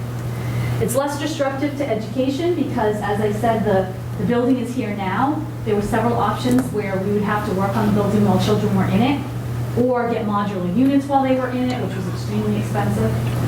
This building can stay in place while this one's being built, and then the students can move into this one while this one is leveled and the field's upgraded. So it doesn't impact education for any kids. It's co-location with all the other grades. Right now we see there is some inequity with Parkview, where we have high school students who can come over and mentor them. They can go over and participate in programs or activities at the other schools. The other two schools, they don't share that same opportunity, whereas if everyone was here, they would be able to do that. It costs less, as I said, and it meets scaled learning, which I'll talk about a little bit later. The site itself, we can maintain the play fields. Some of the other options didn't have that. Central administration is here, this pink spot here. If you were at town meeting last time, you know there was a lot of opinion about central office where it is now. It's been there for about 20 years. I could not explain to you why that's the case. I can tell you there is no room in our current schools, but we do pay rent in an office building. So we did a cost analysis of paying rent in the building to being part of this project, and this was more economical. So we're putting it here for your consideration. We can tie into the current wastewater treatment plant, whereas, for example, on the center school site, we would have to add at least 2 septic systems, which were extremely, raised the price. The separate car and bus loops, we don't have that now, but cars drop off here and buses drop off here. It's safer for our kids. The traffic mitigation I discussed, the construction duration, again, because we're not doing it in phases where the kids are in and out of the building, we're hoping this will be done by December 2022. And growth, it gives us room for growth in the building. Where we have our 3 neighborhood schools, when we have new developments that are in that neighborhood, it puts a high impact on that school. And so class sizes increase. But we can't even it out across all first grades in the district, for example, because they're in a neighborhood school. And so classes in one school are getting really large, whereas the other 2 schools are very manageable. However, if they're all in one space, we can even them out across the grade level. And then growth in the town doesn't impact us at all. Like in our other schools. Right now, it does not impact us in our other schools because they're all in one building for grade levels. Okay? The floor plan, you can see either here or up on the screen. I'd like to talk about the scale here, because for me, honestly, as a lifelong educator, with a parent as an educator, to me, the thing that I feared the most when we were approached with this idea of combining the schools was children feeling overwhelmed. We know that our tiniest learners, the oldest learners here will be 8 or 9 years old. And so we know that they learn through play, exploration, creativity, and for those things to happen, they need to feel comfortable. This is going to be the space that they first know outside of their home, most likely, and they're going to spend most of their time there. So we were very cognizant to make sure that it was structured in a way that made them feel like they were in a scaled space. One of those examples you can see are these clusters of classrooms. This is our PreK wing. but no child feels like they're in more than 4 or 5 classrooms at a time. There's no cluster that has more than 5 classrooms. That's less than we have right now in our 3 elementary schools. They're big cavernous spaces or long hallways. We're calling these the neighborhoods because we want the kids to feel as though they're part of a neighborhood. And then we have our special education spaces, the dark purple, embedded in each of those areas because we don't want to separate those children from their peers.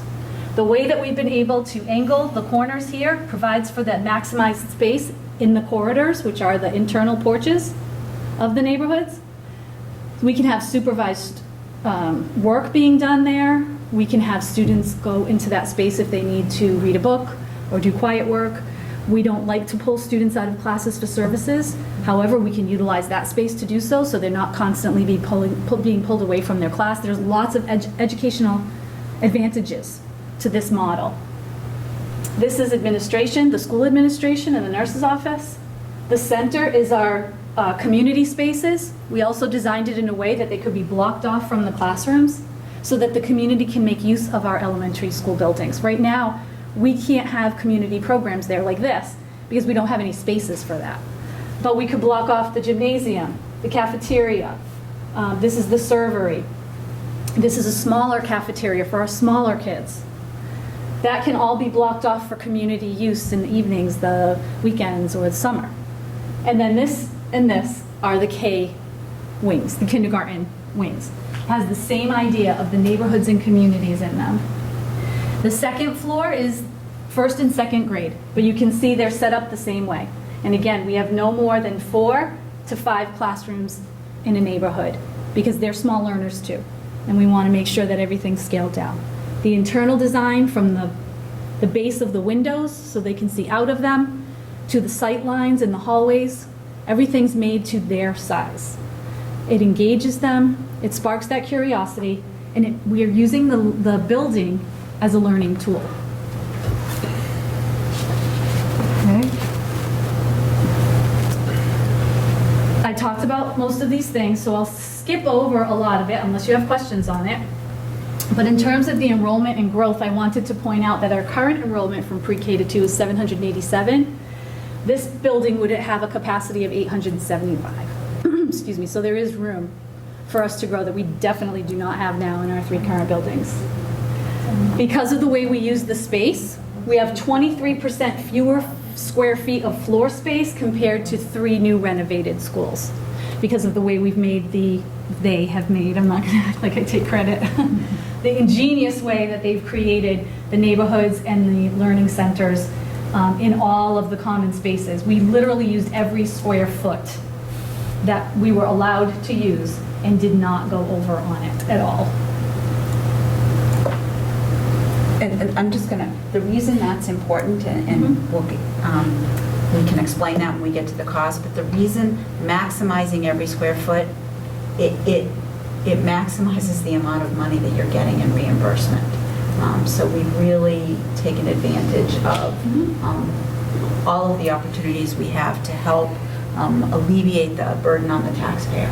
Right. So the percentage, again, they offer a percentage of your total project cost. And some items are ineligible. So for example, the central office is ineligible because it doesn't serve children. And there's one room in the entrance that's ineligible. It's a community room for community resources. That's it. Everything else is eligible. There are other items that are not eligible for any district in the Commonwealth, like septic systems, for example, which is why the center school was so problematic for us to be there, because it's ineligible. It just means the taxpayer has to take on the entire chunk of that cost, whereas they will give us a percentage reimbursement on everything else. Did you have a question about the enrollment? Did you have a, no, okay. So this is the money part. What are we going to be getting for this, and what are we required to offer as the taxpayers? So the entire project cost is $94.84 million. That includes all of the building itself. It includes furniture. It includes the demolition of the older Parkview School. It includes putting the fields back in, It's everything. It's not a construction cost, it's a total in-project cost. The local district share would be 59 million because the MSBA has agreed to give us $36 million. Now, Go ahead. No, I'm just getting ready for what you're going to explain. okay. So our reimbursement was 52%. So in other words, they will reimburse Easton 52% of all of the eligible costs. We were actually able to raise that through our preliminary designs based primarily on the environmental aspects of the building and also our maintenance.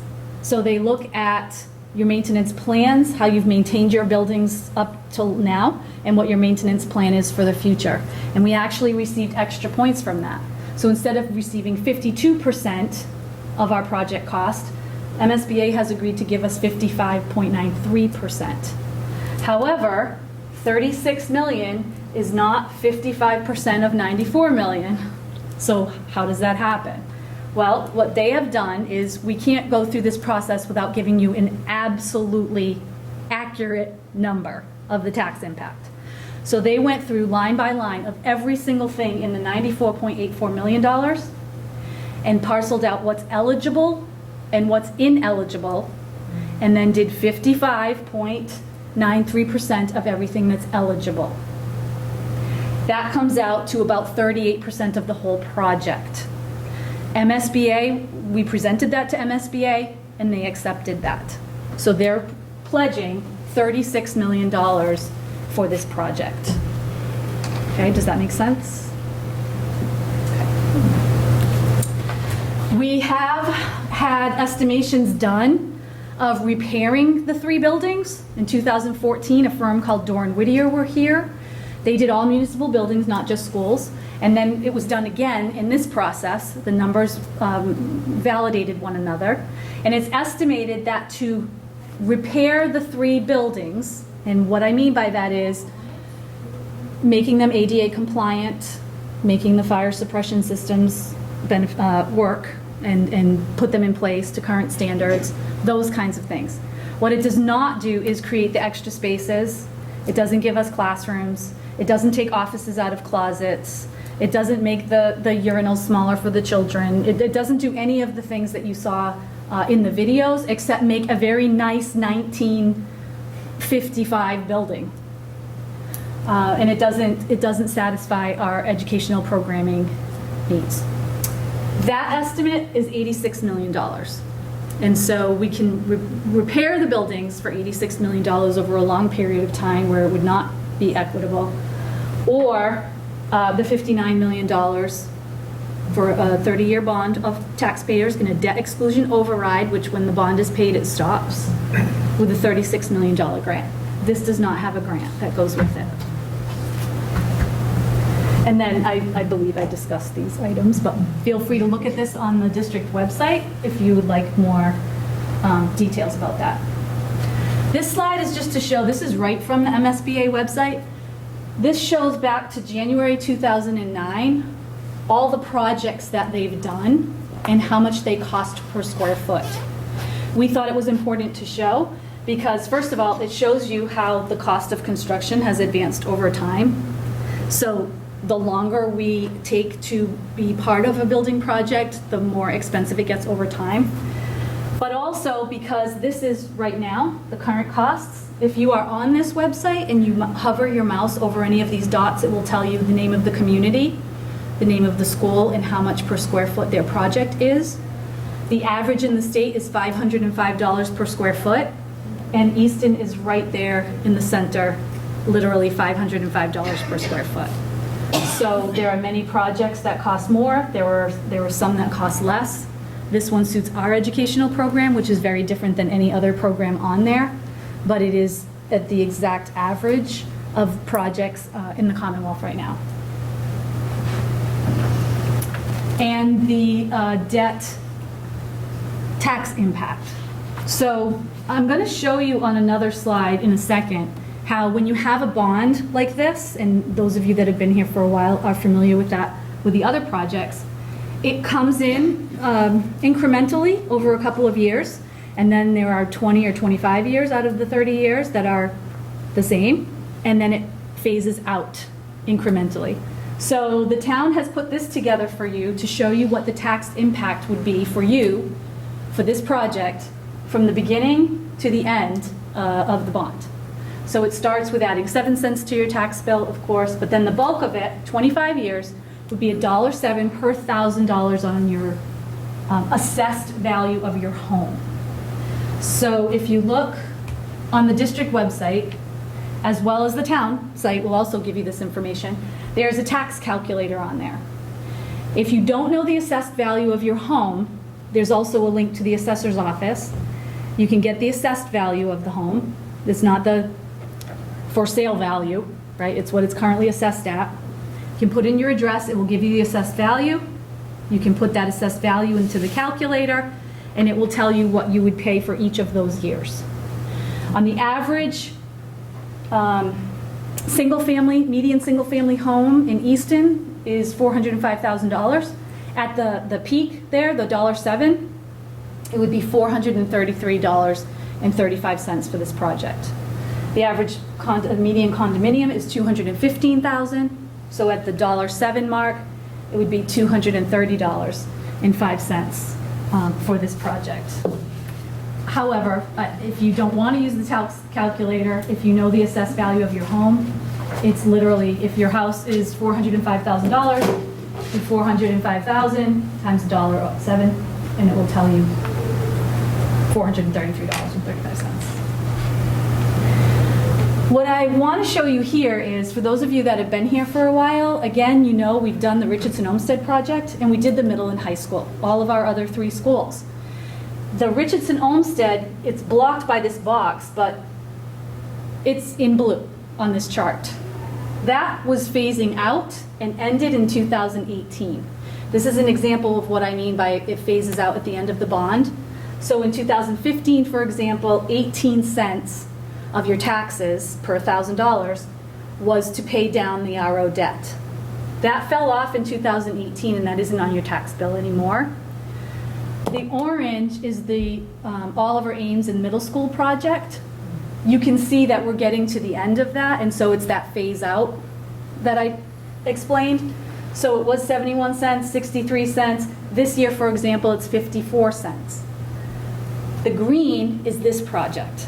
And we wanted to show you that because this is what you're currently paying, and this is what is in that chart of what it would be each year while it scales up. You can see that in 2027, after these years when the OA middle school debt falls off, it's $1.07 until 2050. But what we wanted to point out to you was, if you look at where it's $1.50 from $1.07 from 2028 to 2050, that is actually when the debt is eliminated from the other projects. It's about 20 cents more than what you were paying for the 2 projects that were there at the time in 2015 at that assessed value. So fortunately, this is timely in that it's falling off as this one. There's some overlap here, of course, but then it falls off. So if you are looking at an additional $433 on your taxes, if that's your assessed home value, it's actually less than that because these are falling off. So your bill overall will be less than $433 increase. Okay? I taught English, not math. Okay. So we just wanted to remind you of a couple things too. We understand that obviously tax impact, we all pay taxes, everyone here pays taxes somewhere, and that impact can be difficult. And so we always try to remind people that there are some tax relief and financial assistance options in town, whether it's through the Office of the Assessors, Department of Health and Community Services, Veterans Benefits. We encourage people to look into that. However, if people are not eligible for that, there's also the potential of having a tax relief program. This is not a federal or state program, this is just for Easton. So in this town meeting, which is a week from today, this is the only question on, this is the only item on the agenda. But this time of year, we always have the town meeting here. That regular town meeting will be November 12th. One of the agenda items on November 12th is this special town meeting warrant to establish a tax relief fund for Easton residents only. So there will be opportunities for other people to make donations. Perhaps when you're completing your tax bill, for example, you can make a donation of any amount you like. That goes into the relief fund. And other Easton residents can then apply to the relief fund to help them bear burden of taxes if they're eligible. So this is not state or federal, again. This is just for the town of Easton. This is something new for Easton. I don't know if it will pass, but if this is something that interests you, you should be aware it's going to be on the agenda. And if it does pass, and this is something that might be helpful, you should look into taking advantage of it. So the next three are all about central office. I don't know if you wanted to go over that here. Okay. Does anybody have questions about central office, the plan, the tax impact, or anything else that I might not have covered? Does it cost more for central office to be there than Richmond? Actually, we have the analysis on that. So this was the analysis that they did. I'll actually show you, this one is the one that I find most helpful. You don't even really need to see the trend line, but the green would be the payment for if it's part of the project. So that is obviously stable over time. And that ends in 2051, thank you. Whereas the rent is the blue. And this is with a modest increase. It obviously continues. Now, you have to keep in mind, this green is a definite. This blue is contingent on a lot of things. It's contingent on, we don't know the building, obviously. It's contingent on the building still being there. It's contingent on our landlord wanting us there. It's contingent upon our landlord being our landlord. They might sell the building, we may need to go somewhere else. So it's really, that part of it is a wild card, but we did our best to estimate. And it breaks even, the annual rental cost and the cost of in the bond breaks even in 2026. 36? Yeah. Sorry? 2036. Yep. Starting. Yes. So this is when the cost of the rent and the cost in the taxes breaks even. And then this is when the entire project breaks even in 2045. So we have to guarantee MSBA, they have to guarantee MSBA that this building will last a minimum of 50 years. And we're looking to 70 years, 75 years. So by 2045, the town actually breaks even. Again, if we are in that office, if the rent doesn't change, if we don't have to leave, if the building's still there, I just want to be clear that that's not something we have control over. Yes? I think you should mention also that there is actually, at this point, no suitable space in the entire town for central office besides where you are. Okay, so we have 3-year contracts with our current, in our current space, which is an office building. I can't answer for you why it's an office building if that's more than 20 years, and that predates my working here. I do know that there isn't room for it in the 3 elementary schools, as we've talked about a lot of times at different meetings. But we did go out to bid for that contract this past spring, and we received 1 bid, and it was for our current location at 50 Oliver Street. So we're not aware of other places in town where we could go. Certainly nobody was interested in having us tenant for 3 years. There also is at least one factor that is limiting for us. We have to be part of the fiber optic network in town because we need a secure connection for the work that we do in central office. And there are only a few places in town where they have it. It's really cost prohibitive to move it anywhere else. It does go through Central. It does go through 50 Oliver. It's also obviously on the main campus. If we were to go to Industrial Park, for example, or some other places that we looked at, it would be hundreds of thousands of dollars just to move the cable. Never mind, there needs to be facilities changes or the rent was different. So we are limited. But we wanted to be thorough in the process and present what was going to be less expensive, whatever that was going to be, and it turned out that over time, this was that option. And so that's why it's there.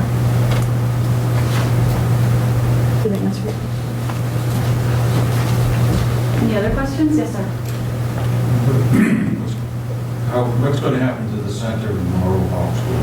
So the school department doesn't own those buildings, the town does, but certainly it presents opportunities that the town doesn't have right now. So for example, when we approached the town about potential sites, we literally had only Parkview site and Center site to choose from. So if you think about other municipal uses, they have very limited options also. This would open up 2 potential sites, whether it's for reuse, whether it's municipal or other reuse, sale, but it does present opportunities for the town that we don't currently have. Has any thought been given to that? Oh yes, the municipal, well, it's beyond the scope of our project, but the municipal building committee, of which Jane is a member, has been working on a long-term strategic plan for all municipal buildings and all municipal needs. And yes, they have considered this. And there are municipal needs, and so they do present opportunities for any future use or sale, as I said. It's hard to make a definitive plan, obviously, until we know what the outcome of these decisions are as it relates to the other 2 schools, but they've definitely been working. They have, yeah. The discussions have been happening. It doesn't present a challenge. It presents 2 opportunities potentially.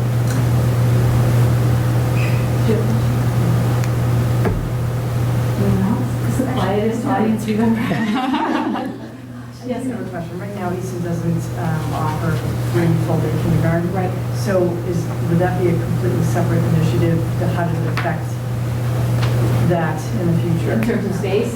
Yes, space, growth, perhaps offering it free, So we did actually talk about that with the MSBA because we believe that that would be a benefit in Easton. We've been talking about that for several years here because first of all, as educators, we know the value of full-day kindergarten for students. We've done studies on this. I've done multiple studies on this, and our full-day students achieve more by 3rd grade and beyond than our half-day students do. With that said, the state is following suit. And so we follow this trend every year. And I've been saying at many town meetings, many select board meetings, I'm sorry if you've heard me say this a million times, but it is a very important point. There are currently several bills in legislation to mandate full-day free kindergarten in all of the Commonwealth. We are in the minority right now. I have been predicting since about 2013 that over time, when we get to a particular tipping point, the state is going to mandate it, and now we are seeing those bills before our legislators. We are among less than 20% in the state that doesn't offer free full-day kindergarten to our children. If we were to do that, the reason I've been bringing it up is because one of our suggestions is always to start phasing it in. Have the tuition decrease over a number of years. Many of my colleagues are doing that around the state right now. Having to do that in 1 year is going to be between $70,000 and $100,000 for us. And if you've been aware of our budget in the last few years, we've actually been making cuts. That would decimate our current programming in the rest of the district if we were mandated to do that. That is coming. In terms of space, we did talk about that with MSBA. They're well aware that that is the goal of the state, and so that's why we do see there's some room for growth in the building. The other possibility, to be perfectly honest, is central office is exactly the size of 4 classrooms. So if we ever had to do something with this, we could make 4 new classrooms there, and it's 1 story. We could put 4 new classrooms on top of it. So we wanted to make sure that this design was adaptable and flexible for very far into the future, as far as MSBA would let us go. I think you just answered my question. So you said that the building itself has to be regular, it has to last 50 years or so to be a part of this project. So I was just curious, it sounds as though we have wiggle room for new enrollment of roughly 150 kids. So I was curious to see what the historical growth rate was of new enrollments, to see at what point would be our break-even point, and if it would be within that 50-year window, or if it would be, further. That's a great question. Part of the enrollment process I talked about going through with MSBA was looking at growth for the next 20 years. So we did examine that. We have had, depending on the grade, we have had flat to slightly decreasing enrollment over the last 20 years. So we do see that there is going to be a modest trend upward, but nothing that would exceed what we've built into the enrollment.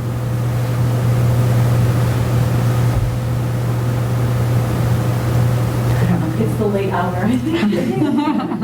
That if we don't, what happens? Yeah, so one other question we've been asked a lot is, what if it doesn't pass? There are 2 votes for this. One is a week from today. I'll see you all there, hopefully. A week from today, and then November 5th is a ballot on this. The first vote is to appropriate the funds for the project. The second vote is to vote for a debt exclusion override to have the funds for the project. So both of them are important. MSBA gives us 120 days from Monday to get both of those votes.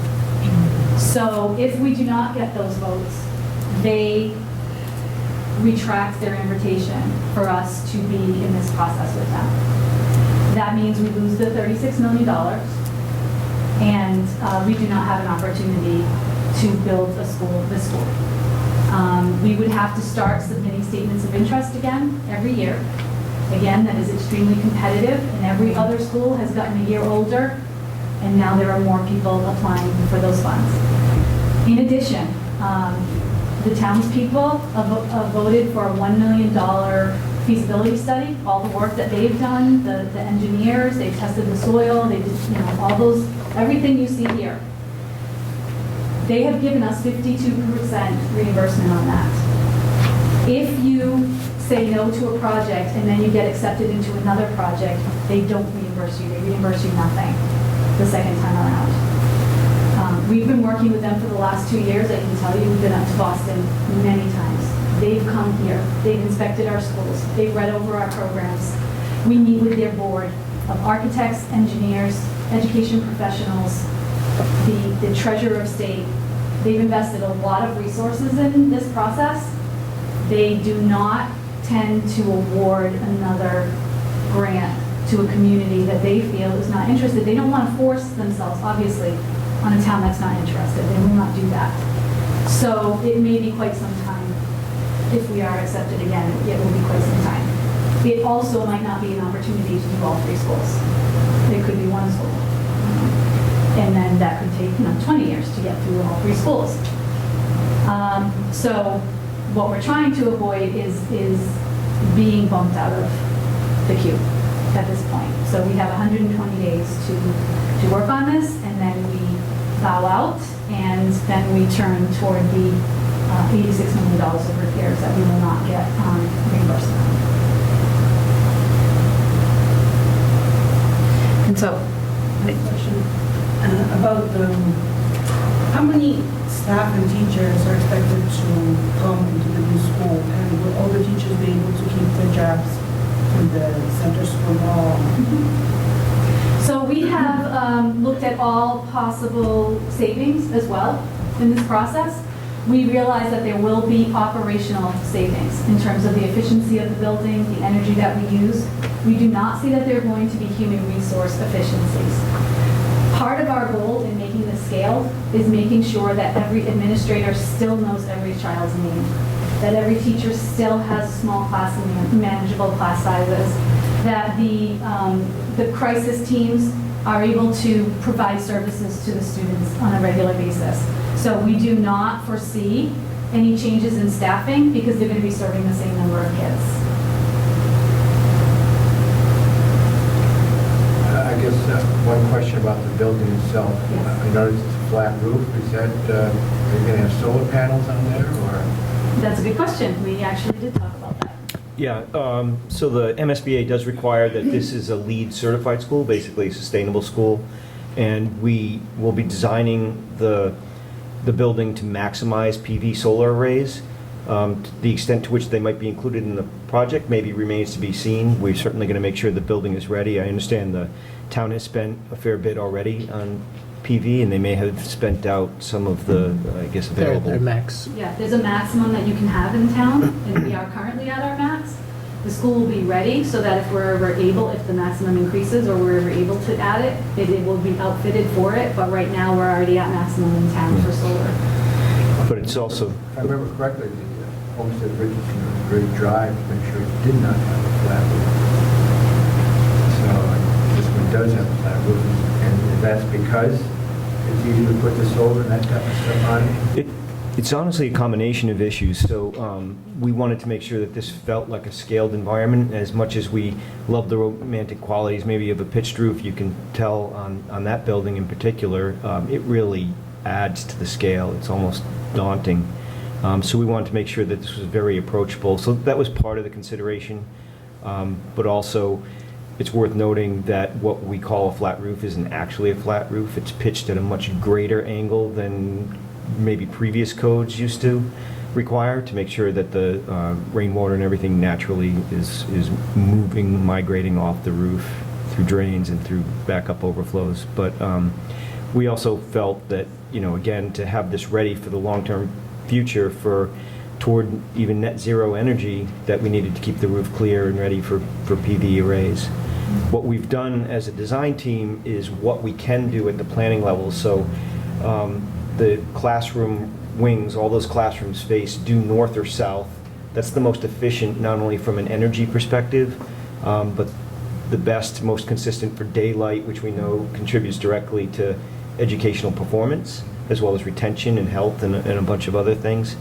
And we certainly designed the building so it has a robust envelope, roof walls, windows, so that over time, as systems may change out or there is the opportunity to add PV, we've done the most efficient job we can with what's permanent. I also worked in the school once where the roof and the ceiling were one and the same in the classroom. Very hot in summer. Yeah. Sure you're not gonna- And noisy in the rain. Noisy in the rain. And noisy in the rain. Actually, this is interesting. So that, a lot of what we do, and Dr. Cabral said this, comes back to education. So we know nowadays there are more and more students being diagnosed on the autism spectrum or that have some level of cognitive maybe impairment, or my daughter is one of them, that acoustic sounds or repeated patterns can really just stop her concentration. So like having, the structure exposed and the patter of rain can really just torment a child for the day that it's raining. And the heat was tough. Yeah. Other questions? So the presentation part is complete. Feel free to leave if you need to. That is not considered rude at all. But if you have questions or you'd like to hear questions from other people, we encourage you to stay, and I will not leave till every one of you is gone. So please feel comfortable staying, but I don't want you to feel that you need to stay at this point. Are there any other questions we can answer? So the two dates, October 28th for town meeting. And November 9th for ballot. 5th. 5th. Edit that out. Did you have questions? Sorry. If we're not here on November 5th, can you do early? Absentee. Absentee vote. Yes, anyone who's not here on November 5th, which is the ballot vote, can get an absentee ballot. And vote now. You can vote at town hall. Yep. Well. I mean, not literally. Yeah. Tomorrow. Go park there, wait for them to open in the morning. So feel free to get a closer look at the design if you'd like. I'll be right here if you have any questions. On the website, don't forget, down at the bottom, there is a link to be able, once you've processed, you might come up with other questions, or if you talk to people, they may have questions. Please write to that email, we'll answer every one of them. Thank you very much for coming. Oh my God. That's not good. I hate those.